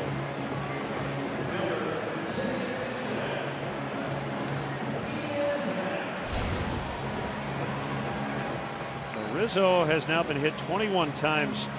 Harrison 22 to lead the majors. Only two guys who've been hit at least 20 times this season.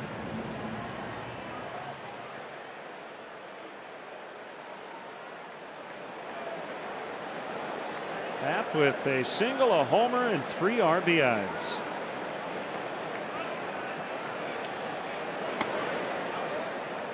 Fastest Cub in terms of games played to reach 20 career home runs. They did it in game 89. Yeah, he beat the long-standing record held by Kyle Schwarber. Swing and a miss.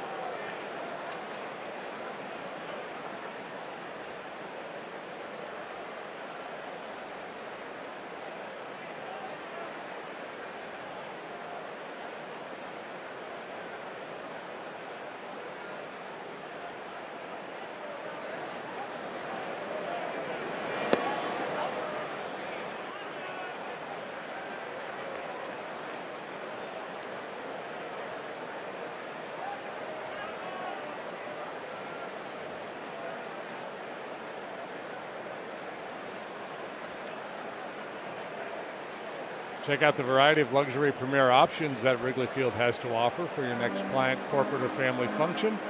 Like the Budweiser patio, located in prime home run territory. Down the right field line, visit Cubs.com/premier for an option that fits your needs. There they are right there, fitting their needs. Good from Wintrust out there tonight. Outside, 3-1 on Happ. Cubs have 2 on, nobody out, already leading 5-2.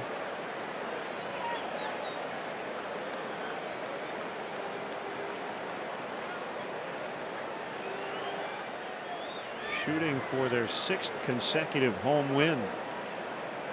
Remember, they swept the Blue Jays to end the last homestand. Fly ball to right. Rodriguez going after it, and he will not get it. It'll one-hop the wall.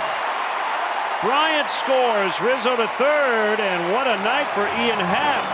Single, homer, double, 4 knocked in.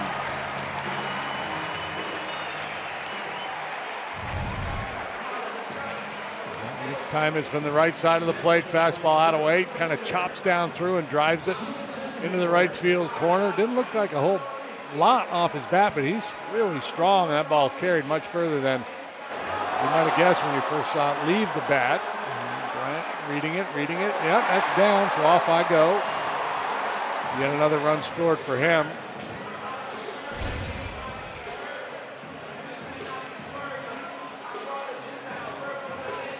Chris now has scored 91 times this year. The major league leader in runs. Yeah. Charlie Blackmon going into play today. He scored 119 runs. We're not even in September yet.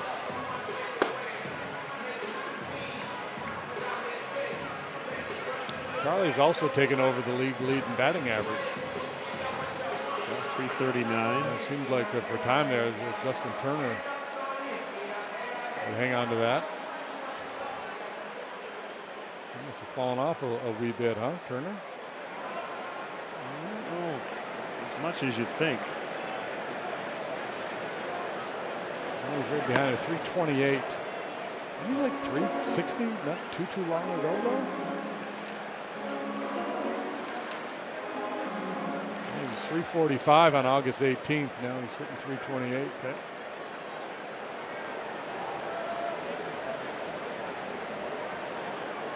Yeah, he's been human here lately.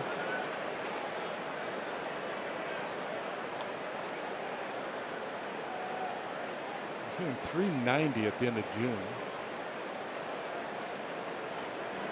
Infield in, 1-1 on Hayward. Second and third, a run in. Base hit. Rizzo will score. Happ will be held. 7-2.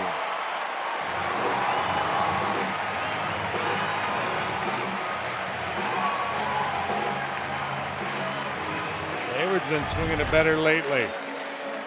Harrison made the very nice play on him with a couple men on back in the first. And he delivers here, gets his RBI, solid single to center.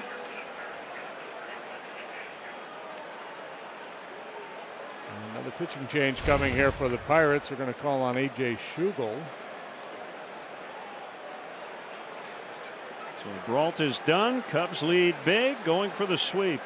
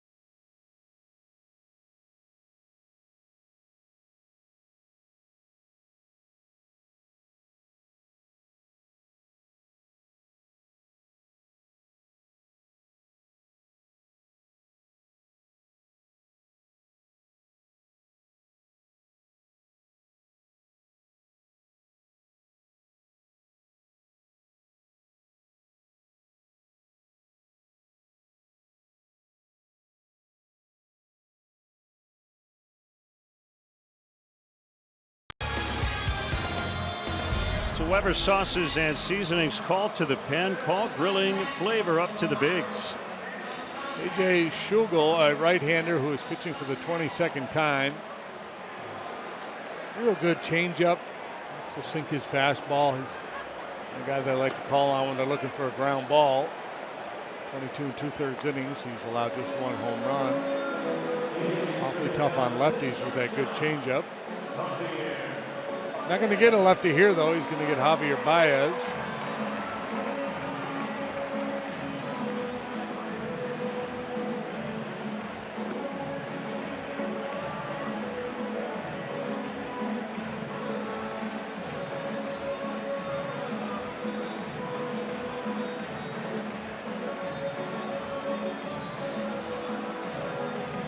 Runners at first and third. Had won 5 of the first 6 meetings at Wrigley Field between these two clubs this year. But that magic has worn off.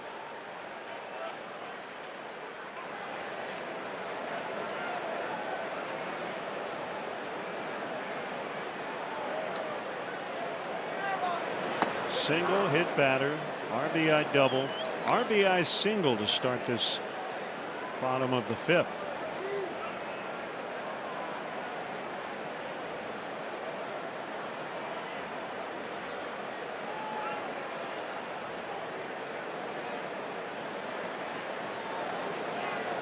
Schugel set at the belt. And a strike. 0-2. He's like, wait a minute. I'm not reading the scouting report. You're supposed to be throwing me breaking balls.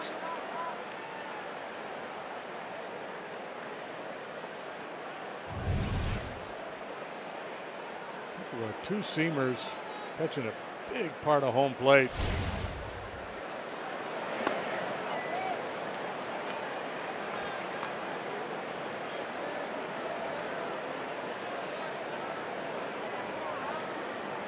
A situation where pitcher comfort runs up against the scouting report. Schugel likes sinker changeup a lot better than his breaking ball. Even though the report might be throwing breaking pitches off the plate, that's not Schugel's game. He massacred that ball, but he hit it foul from about 30 feet. Just out in front of that changeup a little bit.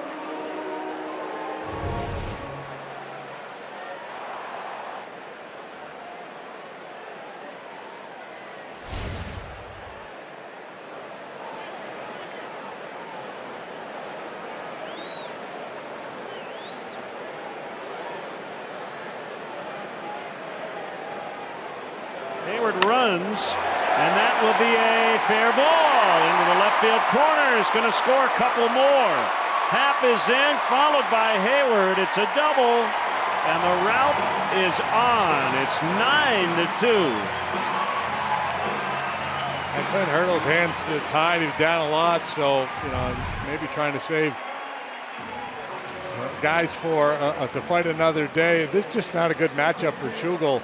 I don't know that I've seen an at bat from a right-handed pitcher of more than 2 or 3 pitches where Javi didn't see at least one slider or curveball. It was all fastballs and changeups. And Baez is really good on both those pitches. So a 9-2 lead. A 4-run 5th. Still no outs. Rivera led off the 4th with a double.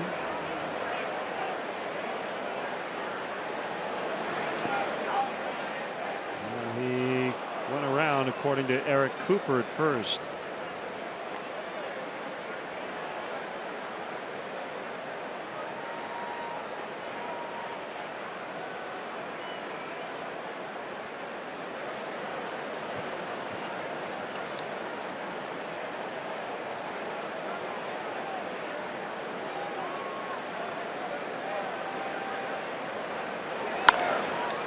Ground ball to short. Baez actually ran right over that ground ball. 1 away. I don't think he's going to get his bucket list second steal at home tonight because it's a 9-2 ball game.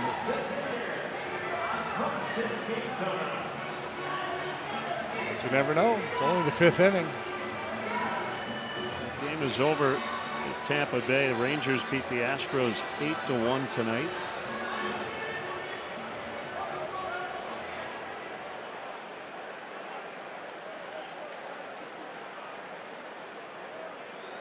Andrew Kastner was terrific. A strike on Quintana with a drawn-in infield. Giancarlo Stanton did not hit a home run tonight. As a matter of fact, the Marlins failed to score. Steven Strasburg shut him out 4-zip.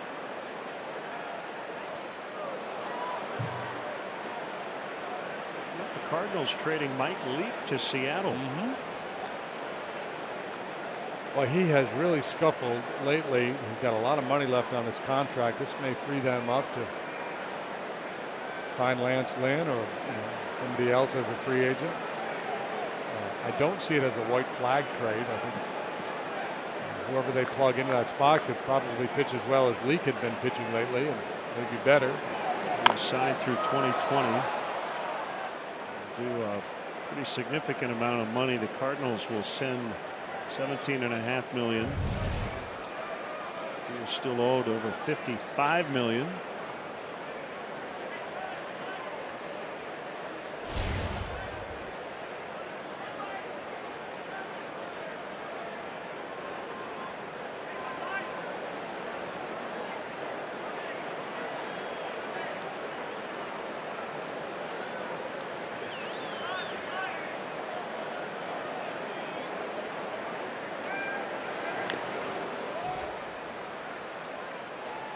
Quintana hangs in. The news out of Washington regarding Bryce Harper not very encouraging. Apparently he has not progressed very well, and there's questions now whether he will play again this year. Well, that would be a huge blow.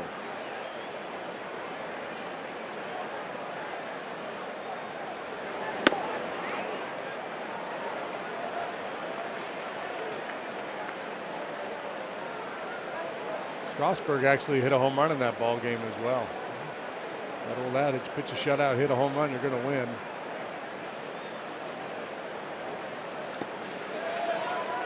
By Stewart. 2-2. Homer Defoe also homered. Boy, if you had that perfecta or exacta or whatever you want to call it on Nationals home runs, you picked 2 and it was Strasburg and Defoe, as opposed to say Rendon and Zimmerman or Worth, some combination like that, you're going to hit the jackpot.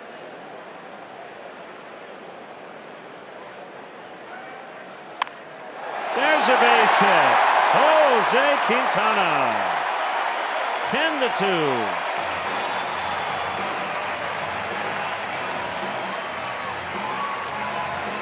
Well, his night has certainly turned around, has it not, since the top half of the first when he really struggled to get through it, allowed a couple of runs.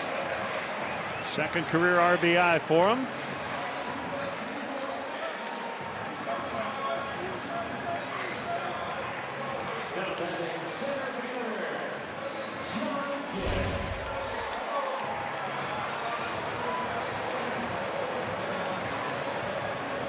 He and Happ are in a battle for man of the match.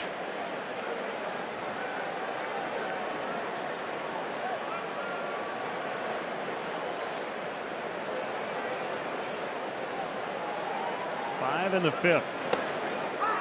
Strike on John Jay.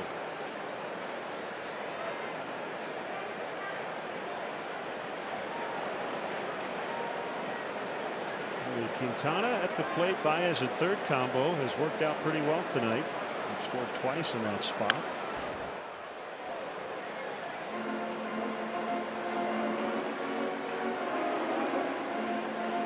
Cubs scored in double digits twice on the last homestand, twice on the road trip, and now again here tonight. They've had some big nights.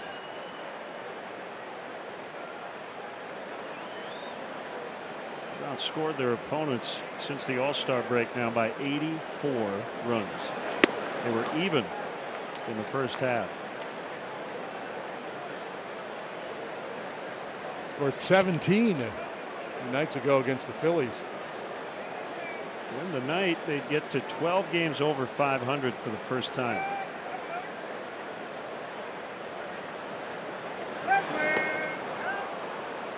Jay strikes out. Comes Schwarber.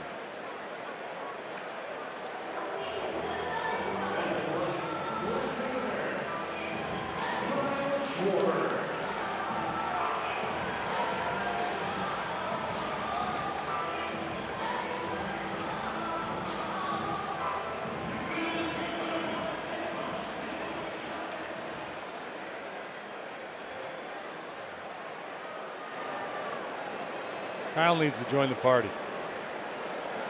2 punch outs and a ground out. Deep to left. Right on cue. 12-2. Number 23 for Kyle. Welcome to the party, Kyle. He is so strong. Brute strength, a little flick of the wrist, and drives that ball out of the ballpark to left center.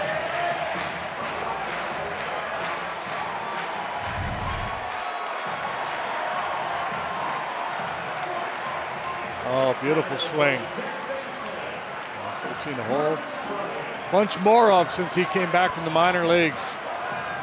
Driving it the other way.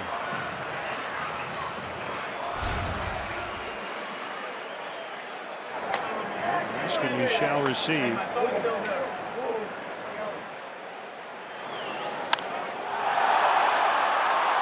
McCutchen will retire Bryant, a 10-batter, 7-run fifth. 12-2.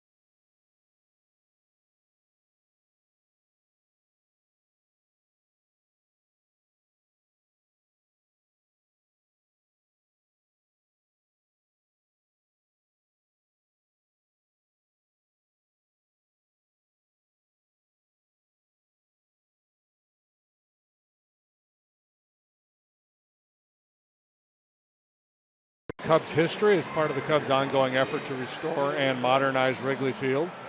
Several sections of seats have been or will be removed. These seats are now available to purchase in sets of 2. Visit Cubs.com/seat sale for more information.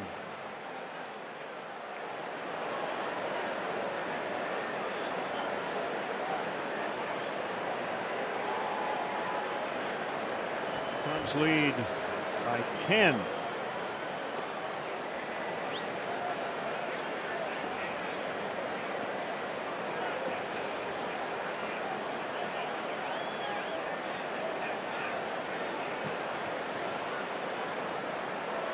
"13 in a row retired by Quintana."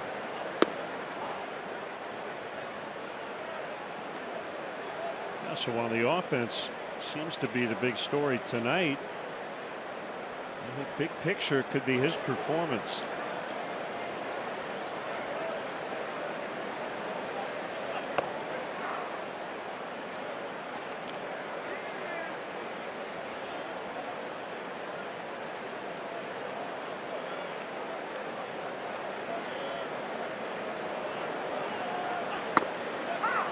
That's a strike, 2-2.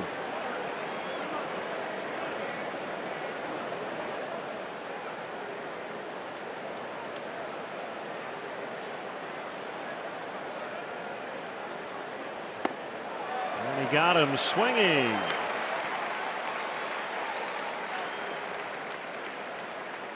Number 9. You can follow Patrick Mooney, our Cubs insider, at csnchicago.com. He is presented by Nationwide agent Jeff Vukovich. Go to jeffvuk.com or follow him on social media. Nationwide is on your side.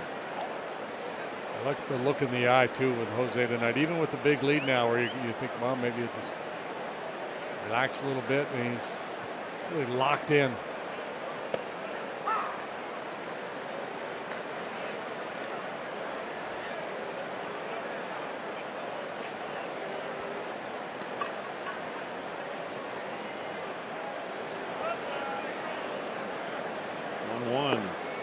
Joe is not one to match up a catcher with a pitcher aside from Ross and Lester last year. I guess Contreras, Lester this year before Wilson got hurt, but this has been a good combo tonight.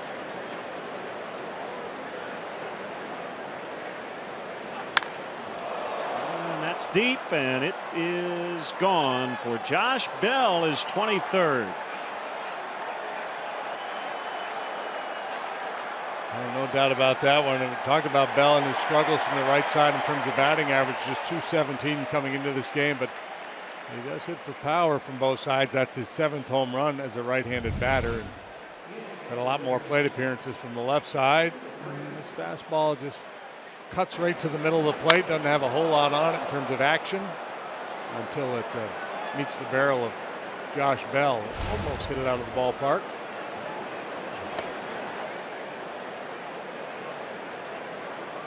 Yeah, I was thinking the same thing. I like the way Rivera has worked with Quintana here tonight. I guess the problem would be, though, it's not likely that Rivera would be on a postseason roster. You want Quintana, you want all your pitchers to be kind of comfortable with Contreras and Avila. He hits it hard, but Baez to his glove side makes the play.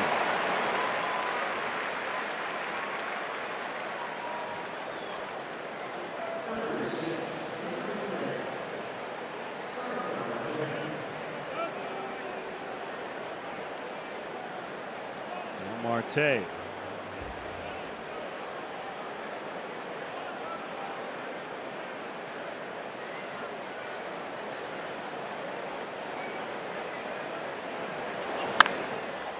Swings away and flies to the warning track in right. Bell with a 1-out home run, but it's still a comfortable lead for the Cubs. 12-3 in the 6th.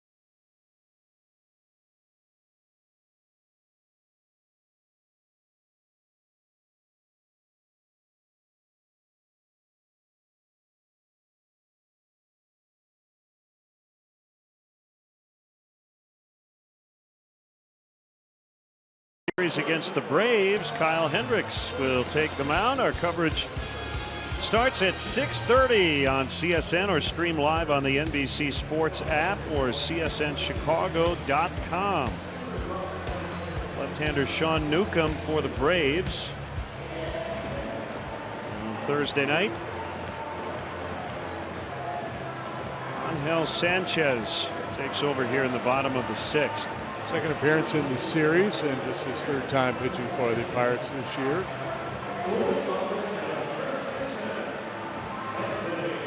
Saw him reach 98, 99 miles per hour with the heater the other night.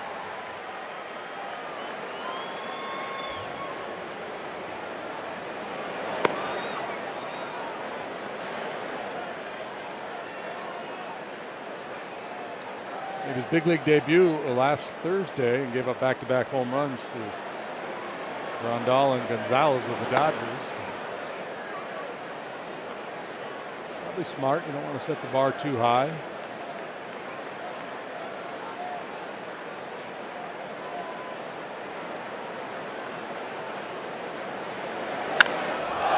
Rizzo gets a hold of one.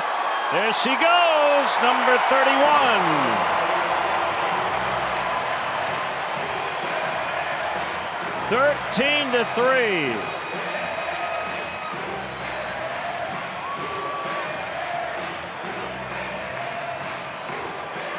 Boy, it's like the Sharks found blood in the water. Yeah. Man, oh man.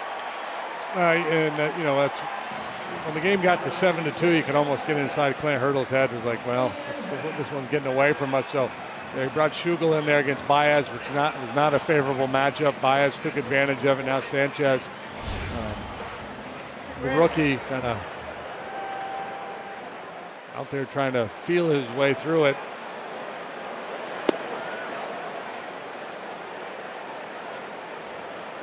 Happ, Schwarber, and Rizzo have all gone deep tonight.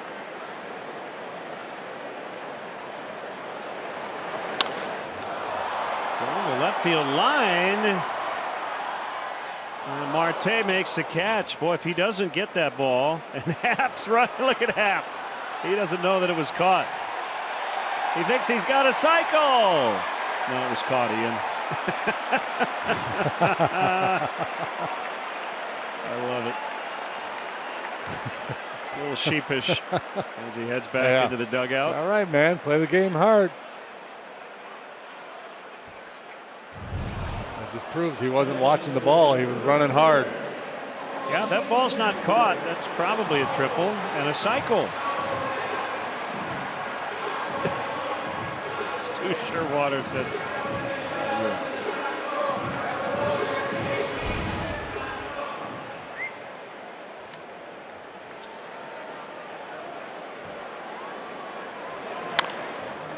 Fair ball. Knocked down by Bell from his knees. Makes the play. Pretty play. Avery could have 3 hits tonight. It feels like all of a sudden we are at, if you get to 3 pitches in an at bat, you're out.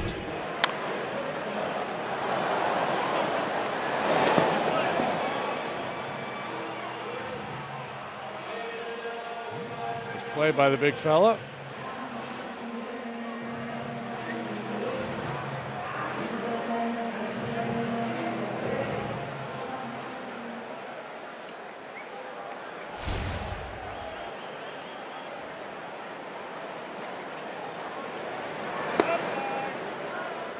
Slider at 93, or maybe a cutter. Yeah, I'm going to go cutter. I don't see a whole lot of depth on that pitch.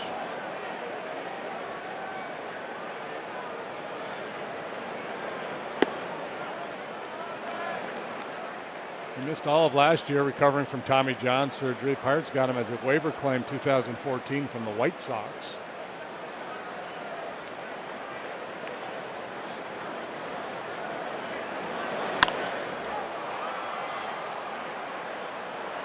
Coming in now and making the grab is Jordan Luplow, now into the ballgame.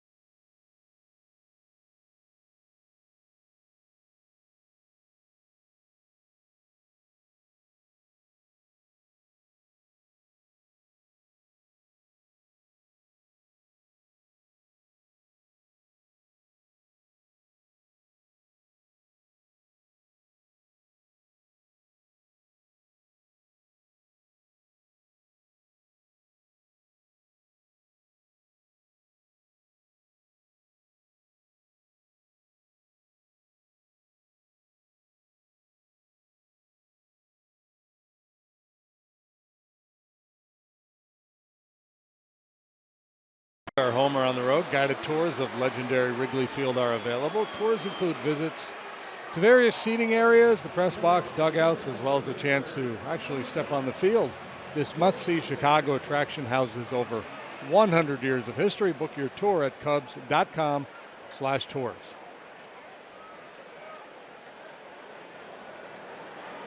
Hector Rondon, after Jose Quintana went 6 innings, gave up 3 runs on 4 hits, and leaves with a 10-run lead. Did not walk a man, struck out 9, 99 pitches, 70 strikes.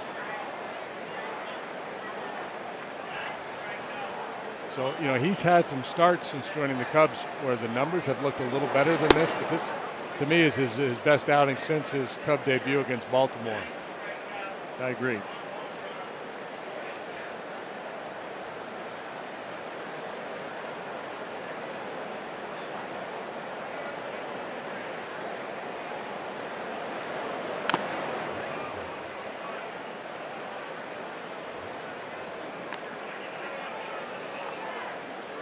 Ball and 2 strikes to Jordy Mercer.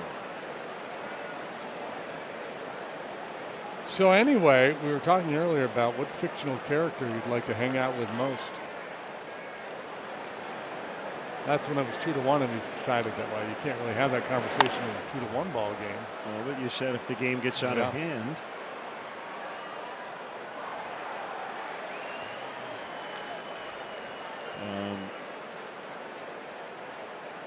Otis Campbell?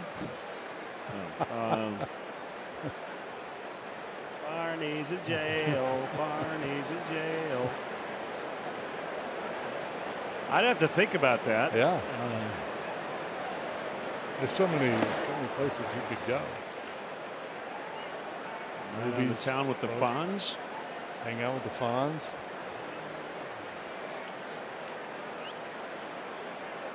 Spend a day with Cosmo Kramer.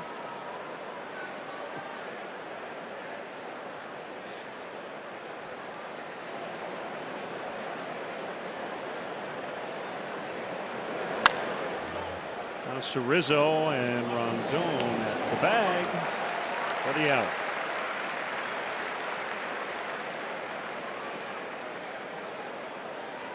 Now, would this include superheroes? Sure. You fly around with Superman or something? That would be, yeah. Why not?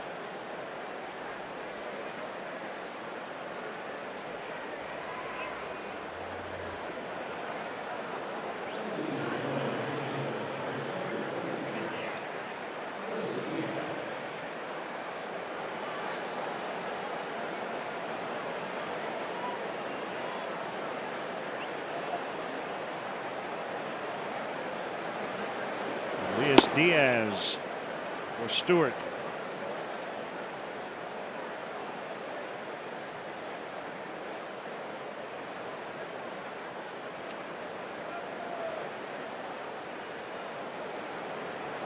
One enlightened fan wants to hang out with Joe Mannix. Deep to right center. Hayward makes the catch. 2 down. Well, these fans are really being treated, aren't they? Yeah. As I mentioned, they steal a home. The Cubs doing all kinds of hitting, ball jumping out of the ballpark. There's been a handful of spectacular plays defensively.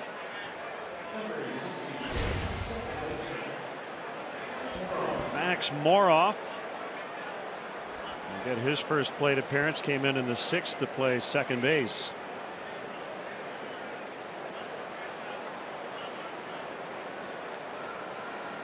(13-3) Cubs lead here in the 7th inning.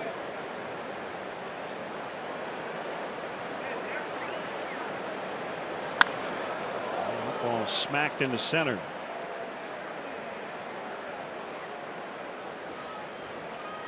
Pirates will fly to Pittsburgh after the ball game tonight. They'll have 3 with the Reds, and then Cubs will be there. 4-game set on Monday. A quick trip to Pittsburgh and back.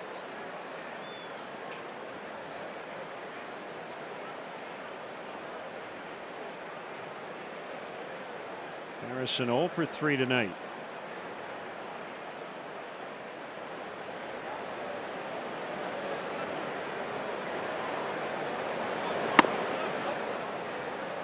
98 from Rondon, but a little off the plate, and Rivera saw something I wanted to mention.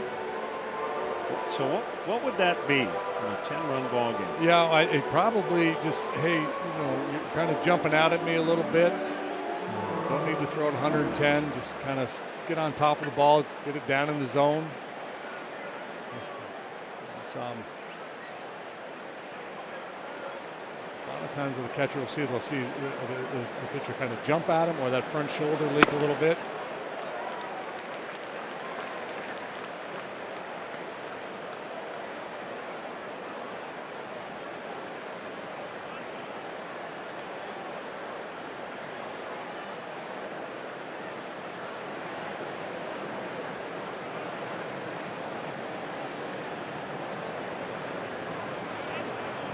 Not being held at first. And the 1-1 to Harrison just missed the outside corner.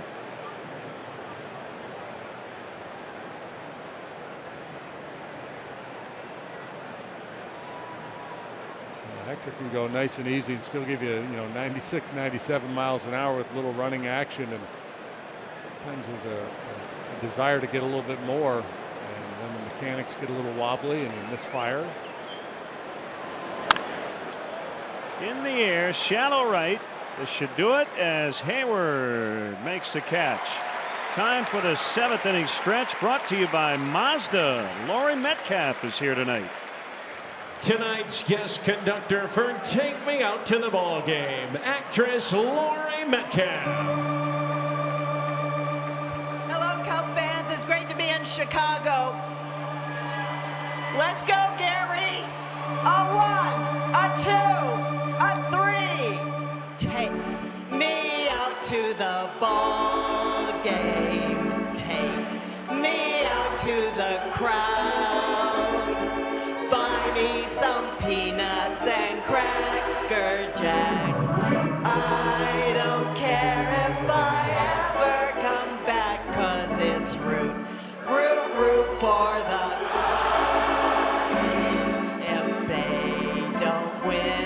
A shame, for it's 1, 2, 3 strikes, you're out at the old ball game. Let's get some runs.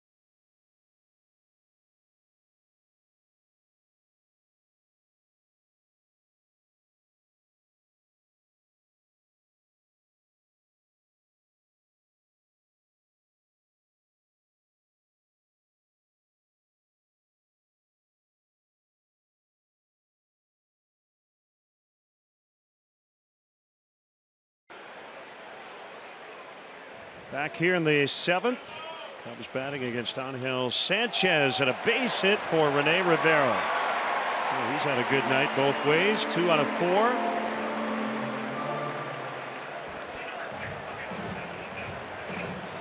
And Laurie Metcalf is back, and we were just chatting off the air. The last time you did the stretch was in the 90s? Yes. Late 90s? Well, 20 years ago. Yeah, Wow. at least. Crazy. Well, welcome back. Thank you. What's taking so long? I don't know. I don't know, but it's always great to get back to Chicago. It's a beautiful night. Came in just for this, so it's been perfect. Fantastic. Fantastic. Tommy La Stella off the bench. All right, so my clock, my calendar's a little out of whack. If you were here the night, was that Roseanne time? Post Roseanne? Yeah, it was Still Roseanne doing time. Roseanne? Yeah, that's right. And we're coming back to do it again. to do Roseanne again? Yeah, we're going to do it again. Oh, I think I did read that somewhere. Yeah, In about a month, we're going to start shooting 8 episodes. Really? Yeah. What's the narrative? Where are all these people? I have no idea. I'm just as said, anxious to read the first script as anybody will be. But that's awesome. Yeah, it's going to be cool to see that family in 2017. Swing and a miss by Tommy, 1-2. So, you've been spending your days on Broadway here. Yes, that's right. Yeah, I've been doing a lot of theater. Yeah. So, are you currently working or not? No, I just closed a show. You just closed a show. In New York, yeah. Stella strikes out, 1 away. First pitch tonight. It's always a thrill, and you got a great ovation. You got it there. Right over the corner. I got it there. Yeah. That's all that matters. You just don't want to overthrow it. It was a typical fanatic Cub fan mom throw. Got it. I got it. So where were you for Game 7? I was in L.A. Okay. Yes. And shot Jay is out, 2 gone. Okay, so when you're shooting, it's a short season series, right? Like, short season of Roseanne. Yeah, it's coming back. 7 or 8 episodes, you said? Yeah. And how long will it take you to shoot the whole season? Probably 2.5 months, and so it'll be on in 2018. And where is it airing? On ABC. ABC picked it up. Oh, fantastic. Same network. That's great. We're on a same lot that we worked on before. I'll probably get a text from Jeff Garland from the Goldbergs because Jeff comes to the ballpark all the time. Right. And here's the pitch to Schwarber. Ball 1. So what about theater? What's next? Next for me is in January, I'm going to go back to Broadway and do an Edward Albee play called 3 Tall Women with Glenda Jackson. Wow. Mm-hmm.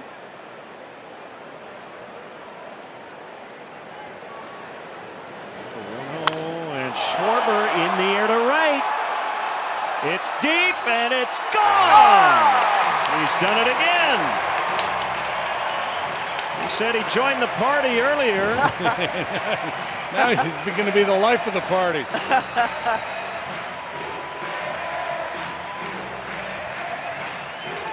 15-3. Wow. Yeah, this is a pretty serious beatdown, and it's moving out away from him. And last time he went into the bleachers the other way into left center. This time he gets out in front of this one.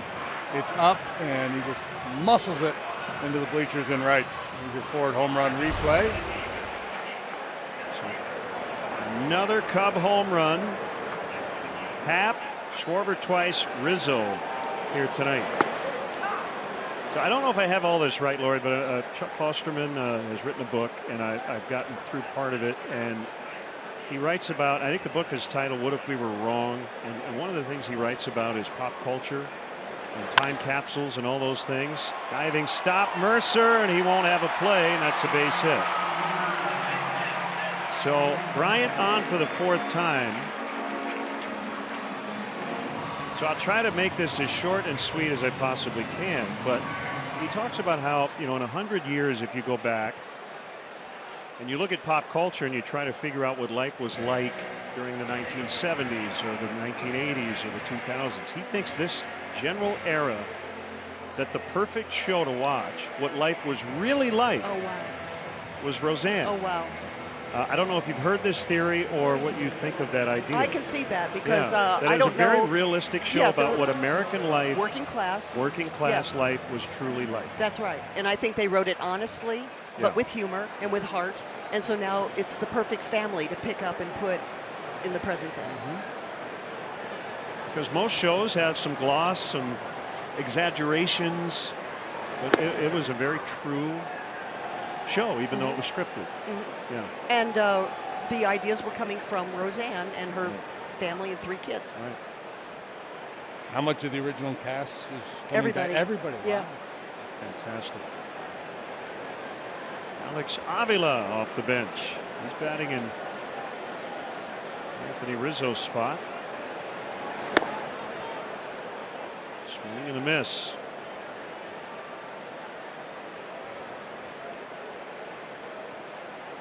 So do you say Cub fan mom? Well, So a mom throw. You know what I mom mean? throw. Yeah. Okay. I was going to say. It's like, You're- Mom, you're the Mom, Cub give me the fan. pool toy. Here, Okay. here it is All from right. across the pool. Outside, 1-2. Well, if the Cubs score 15 runs when you sing the stretch, you're going to be invited back. Oh, Pretty soon, that would I be think. great. Don't wait 20 years the next time.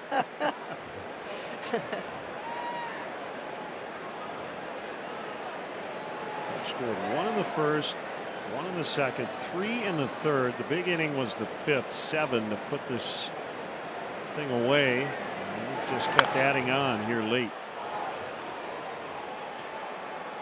Yeah, I wonder if, well, maybe Sanchez will just pitch the 8th as well. If Clint Hurdle would contemplate a position player pitching tonight.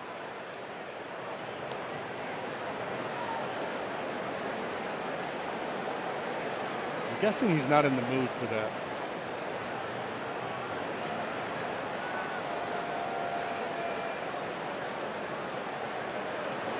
Two fouled by Alex. So home is Home is LA right LA, now. yeah. Yes. And our fictional home for Roseanne was set in the town of Lanford, Illinois, which was based on Elgin, Illinois. Mm-hmm.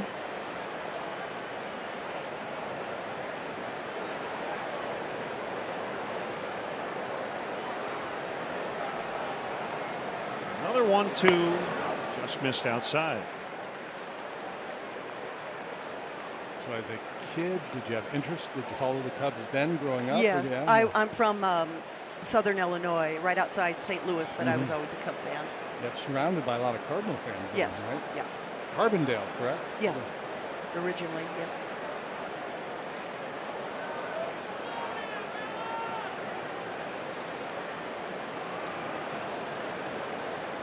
Not being held. Blowout situation. Hit hard, but Mercer will gobble it up.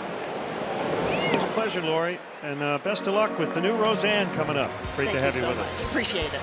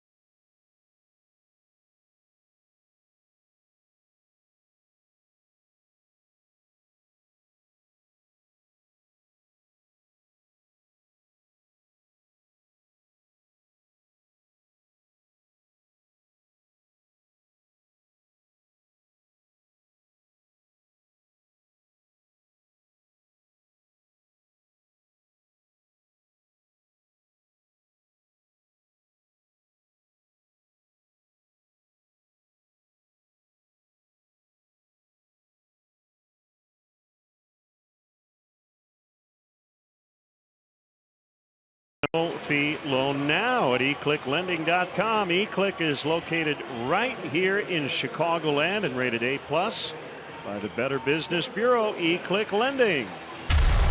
Your mortgage just happened. One scoreless for Hector Rondon tonight. Allowed a hit. And now Justin Wilson on 54th appearance, 4-4, 292. Struggled since joining the Cubs, but better of late. Last three, much sharper. Avila now playing first. La Stella's over at third.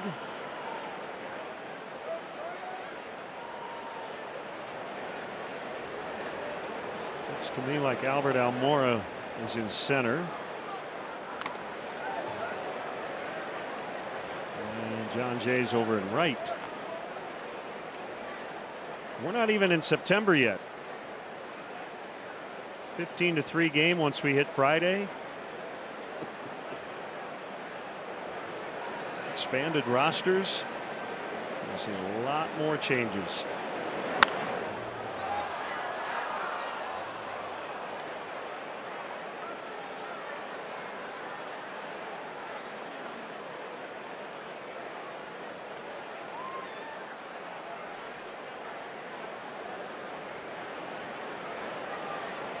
Wilson facing his former team, one of his former clubs. That's a breaking ball low. 1-2. Yeah, he was a big part of that Pirate bullpen for a while. He and Tony Watson setting up Mark Melancon. Here's the pitch. One in.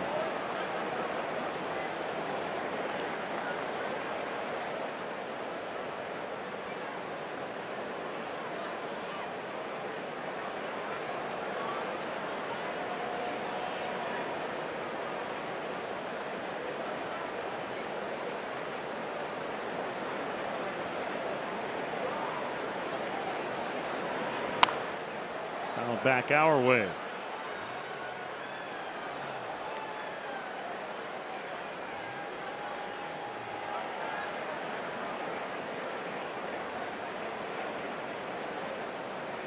Diamondbacks lead the Dodgers 4-0 during the fourth inning. The Diamondbacks hang on to win that. It would be the Dodgers' fourth consecutive loss. That would be their longest losing streak of the season. Swing and a miss, strike three.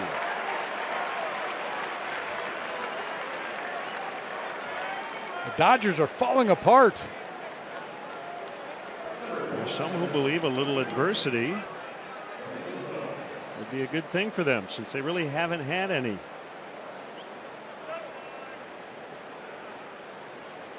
I don't know if it matters or not, but probably not. But that's good spin, right? If you're the Dodgers and you lose a few, this is good for us. Luplow fouls.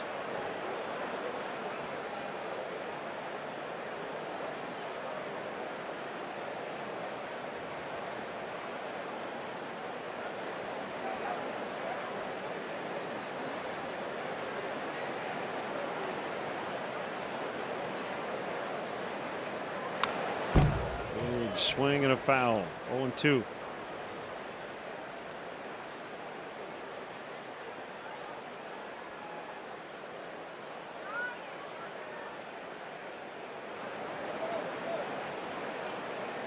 was teammates with Aaron Judge at Fresno State.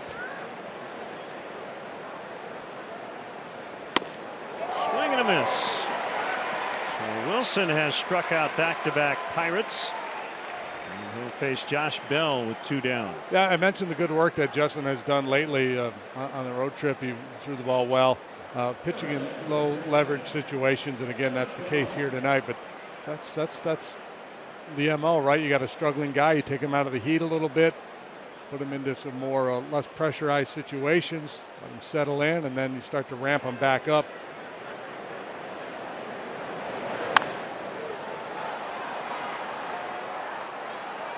Free and easy here tonight.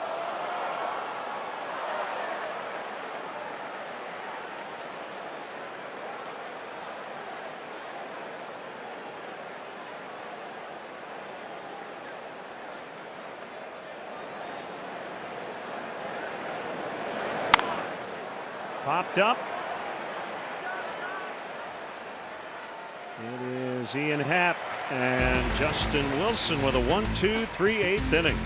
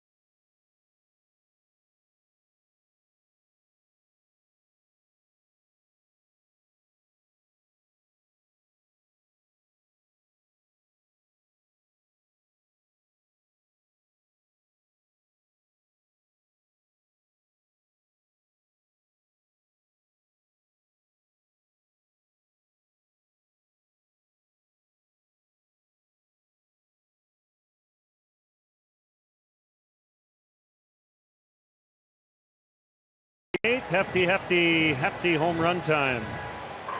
A big home run night. Ian Happ went down to get it for his 20th. Kyle Schwarber has hit 2. He's got 24. Rizzo with number 31.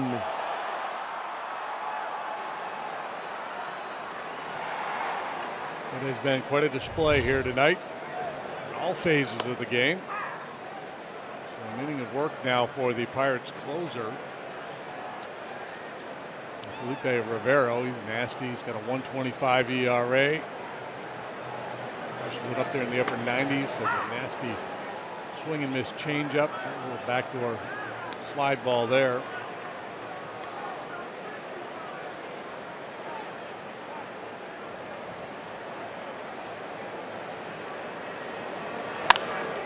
Ground ball to the shortstop Mercer. 1 out.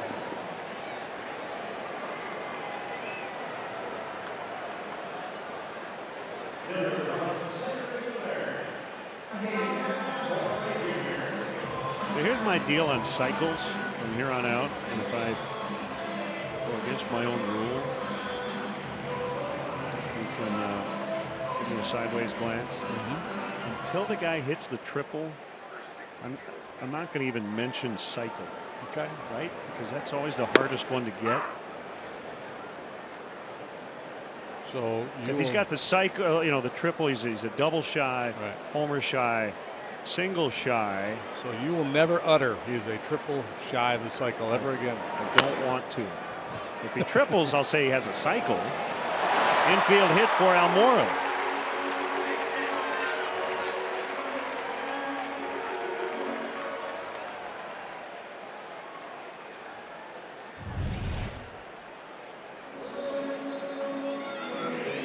Do or die play. If he gets it cleanly, it's probably a knock.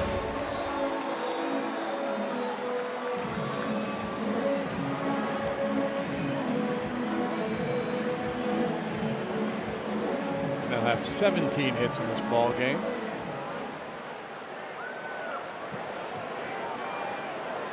This ought to be fun.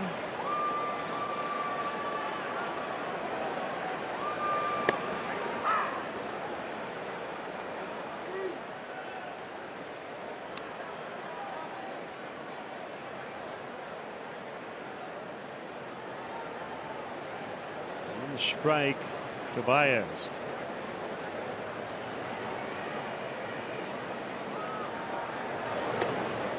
It's low. Cubs a plus 88 since the break. Again, they were even in the first half.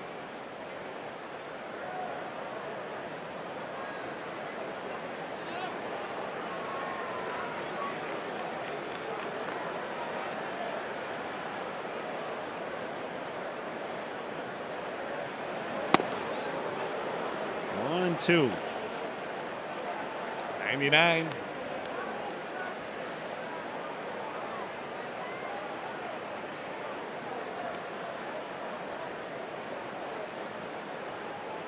How about Dwight Schrute? Would you like to hang out with him for a day? Cousin Mose? Creed.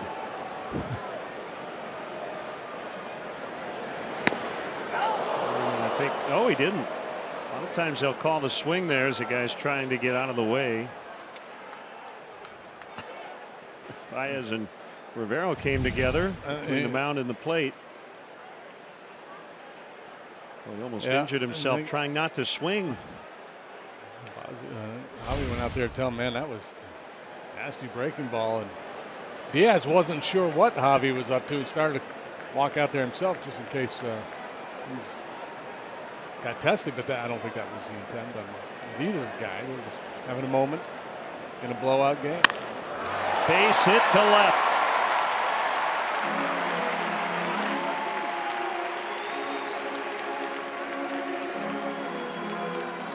RBI Baseball 2017 returns with fast-paced pick-up-and-play MLB action, packed with all your favorite MLB teams, players, ballparks, and much more. Get RBI Baseball today for Xbox One, PlayStation 4, and mobile devices. Learn more at RBIGame.com.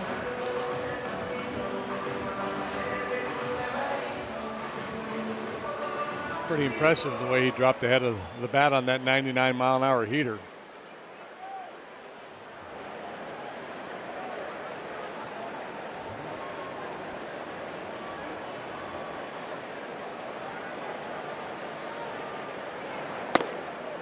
Up and in on Rene Rivera.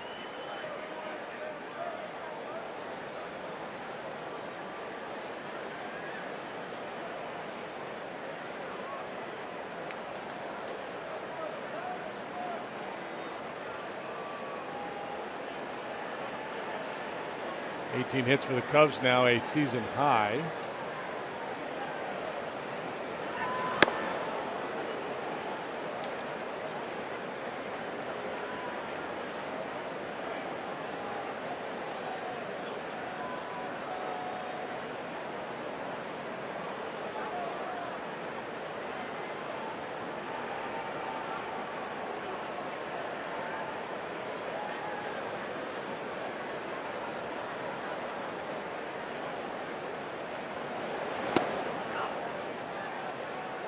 Two and one from Rivero to Rivera.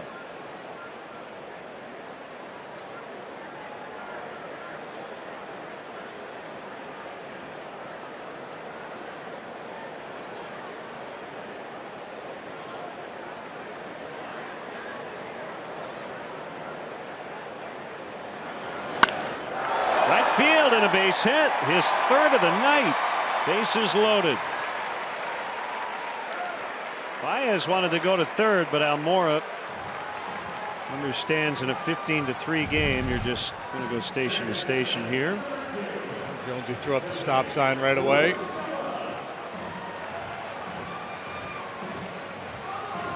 Double and two singles for Rivera.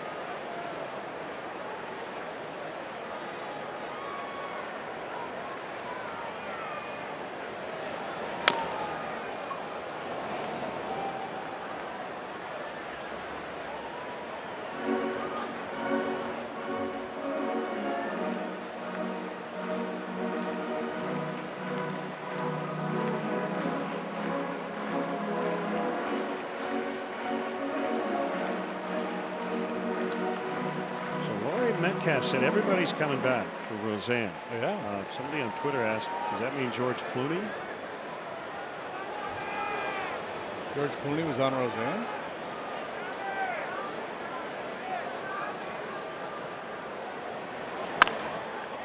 I failed to ask her. I apologize. One scores on a fielder's choice. 16-3. Give La Stella an RBI.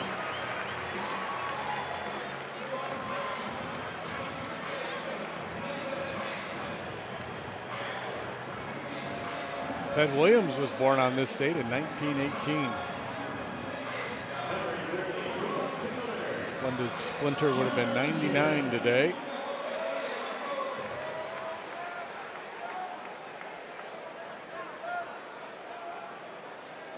Jay has gone the distance, started in center, now in right.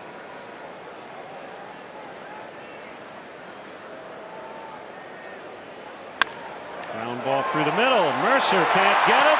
Another run in. 17-3. Cubs now with 20 hits. Put a little dent in that sparkling earned run average of Rivera, who's out there just to get an inning of work in, and Clint Hurdle's not going to make him throw any more pitches.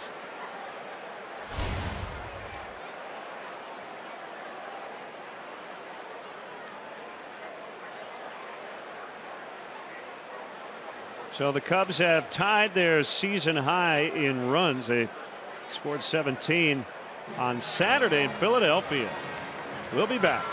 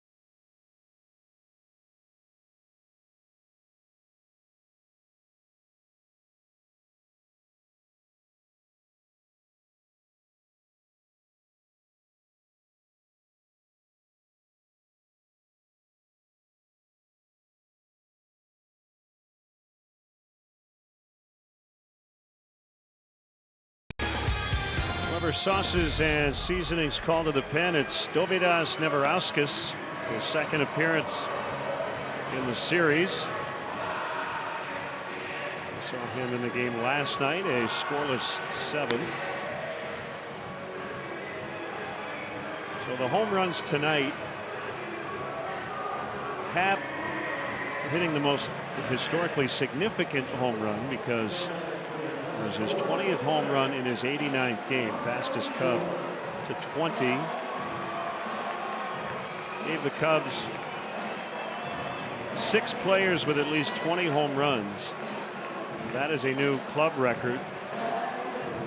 Rizzo, Bryant, Contreras, Schwarber, Baez, Happ. And a new major league record, 5 20-homer seasons by players in their age 25 or younger campaign. Bryant, Contreras, Schwarber, Baez, Happ. The 07 Brewers and the 1979 Expos had 4 20-homer seasons from players that young. But nobody's ever had 5 prior to the Cubs this season.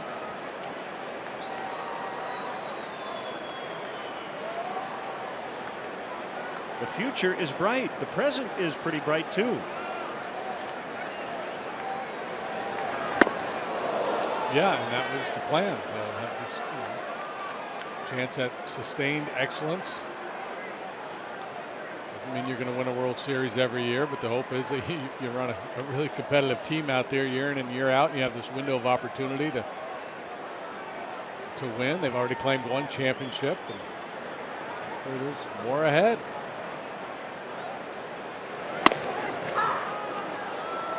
Neverauskas, the first Lithuanian-born to play in the major leagues. His dad coached Little League over there. He would come to the States with his father when he was a little guy. Ended up going to the MLB European Academy in Italy.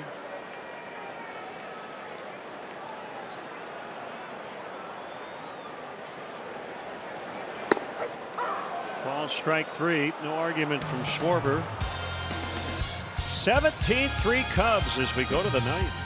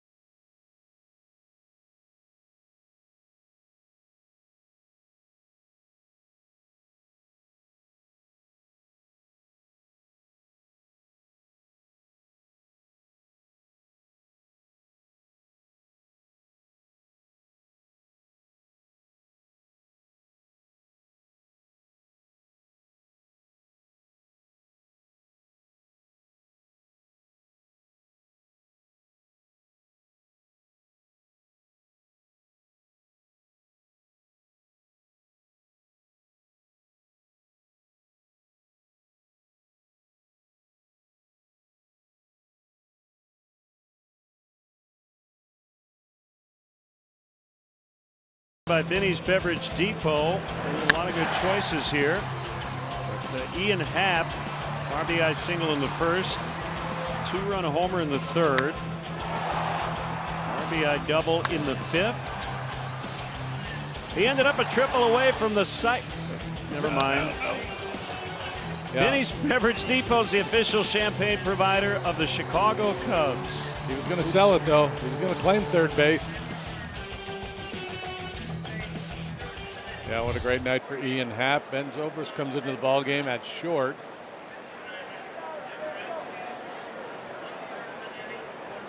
Felix Pena will pitch.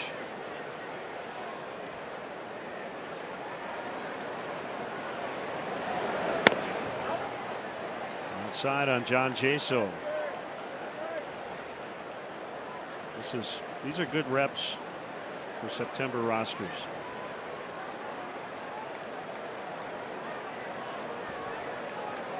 Come full circle from spring training.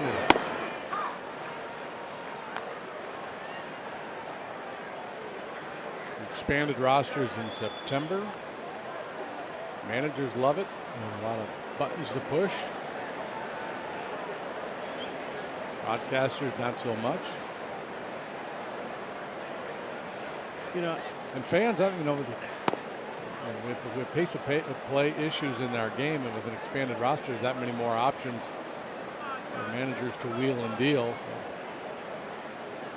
So just assume the time of game in September might be a little bit longer.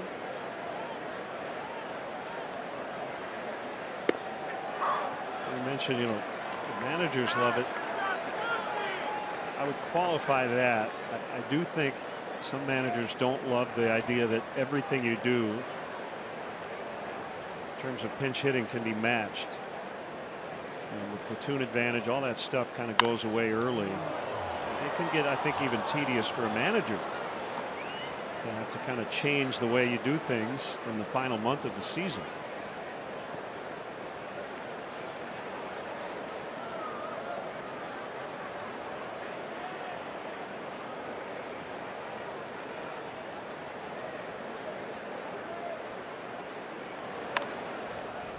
Swing foul.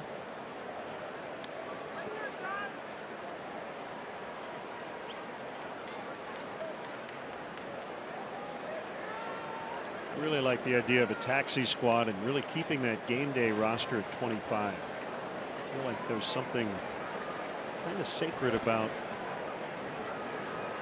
the game day roster. Soft liner caught by Zobrist.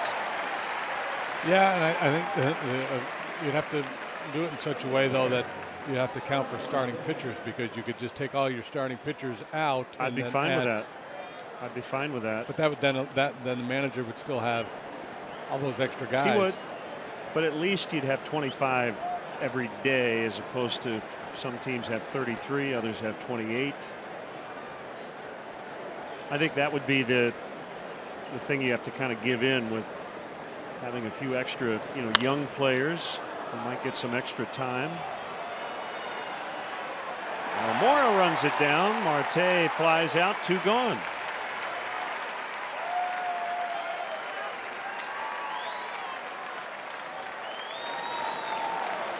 Bears 17, Steelers 3. As the clock winds down here in the fourth quarter.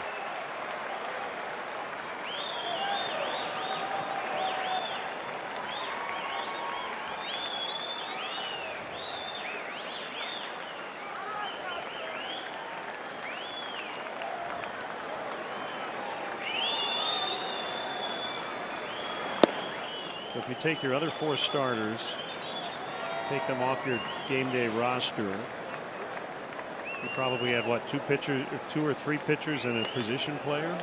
You don't ever want to be short in case of extra innings in September. There's a pitching. Maybe add a third catcher and an extra position guy. Could be kind of fun.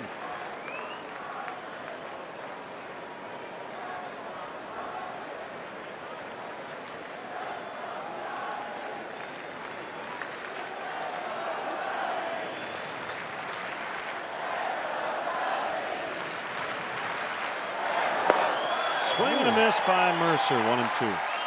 Yeah, and then I guess you could react from day to day as you set your roster. If you had a heavy bullpen night the night before, you could add extra pitchers and make sure you have coverage.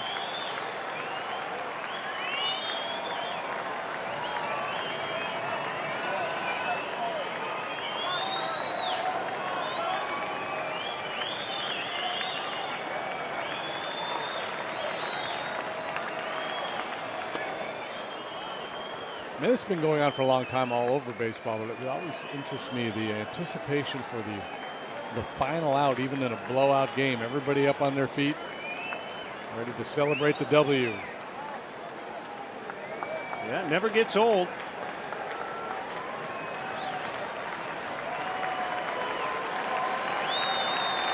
They're framing the strike zone, so let's not be fancy here. Go middle.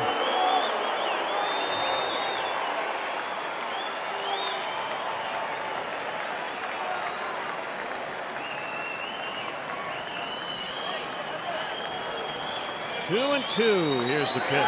Like that.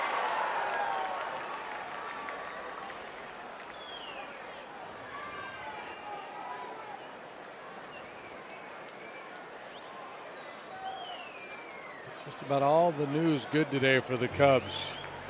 Big day here on the field. John Lester threw today. Joe Maddon said he smiled afterwards, so that's good news. And looks like he's ready to rock and roll. But the Addison Russell setback a little disappointing.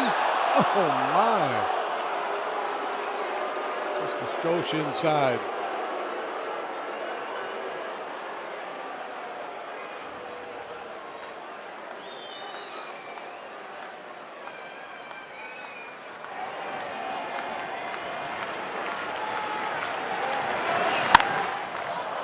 Deep center. Almora back on it. It'll be over his head. And as Mercer will have a double. He's been their best offensive performer in this series. And keeps them alive for at least one more batter tonight.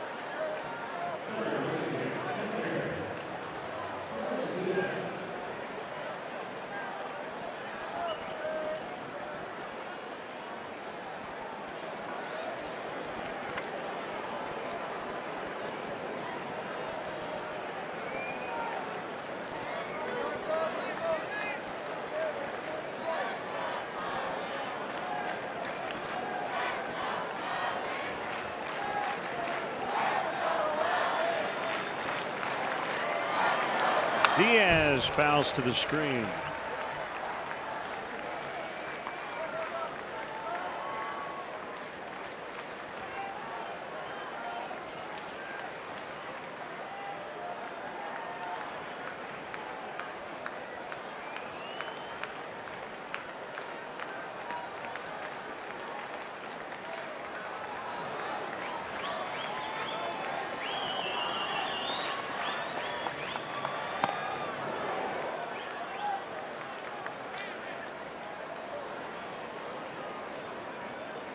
Quintana and Nova, the starters tonight, are the pitchers of record.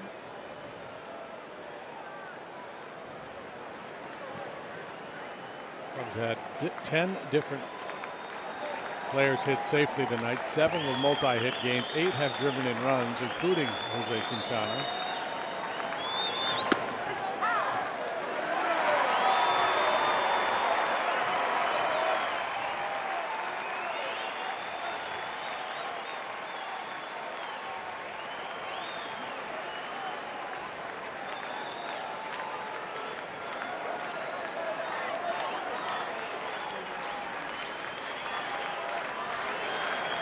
To Diaz. Here it is. Fouled.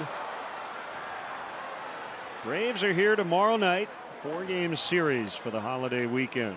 We'll see the Pirates again on Monday afternoon in Pittsburgh. Braves swept a doubleheader from the Phillies today. Ender Inciarte had 8 hits in the doubleheader.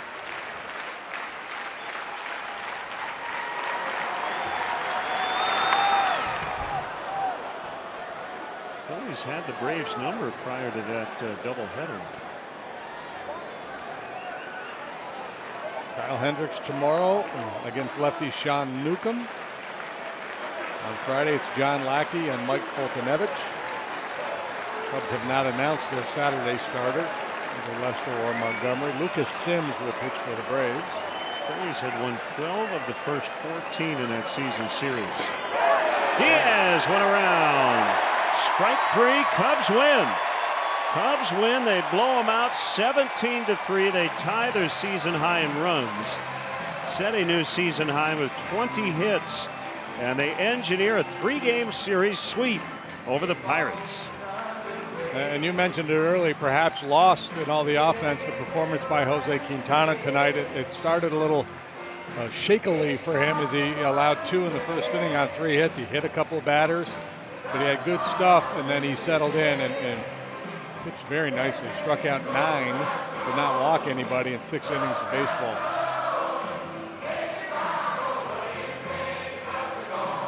Quintana overall on the year 9-11 with the win. Nova drops to 11-10 with the loss, and the Cubs now lead the season series 8-7. They lost 5 of their first 6 here at Wrigley Field, but win all 3 in this series.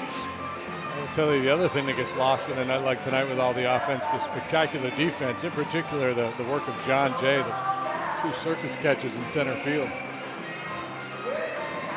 Our On the Diamond interview is presented by James and Sons Fine Jewelers. Kelly. All right, well, Ian, let's start with the near cycle in the 6th inning and what you thought was a triple, or were you deking out everybody here in the stadium just willing and hoping it had fallen? Yeah, I just wanted that cheer. No, I put my head down and started running, and I didn't see the umpire's signal. I was just trying to get to third. Okay, so then you were fooling everybody. Yeah, I was just trying to get everybody to go crazy. You did a good job. Listen, your 20th home run of the season. Describe what that accomplishment means when you hear that you reached that number faster than any Cub has ever done before.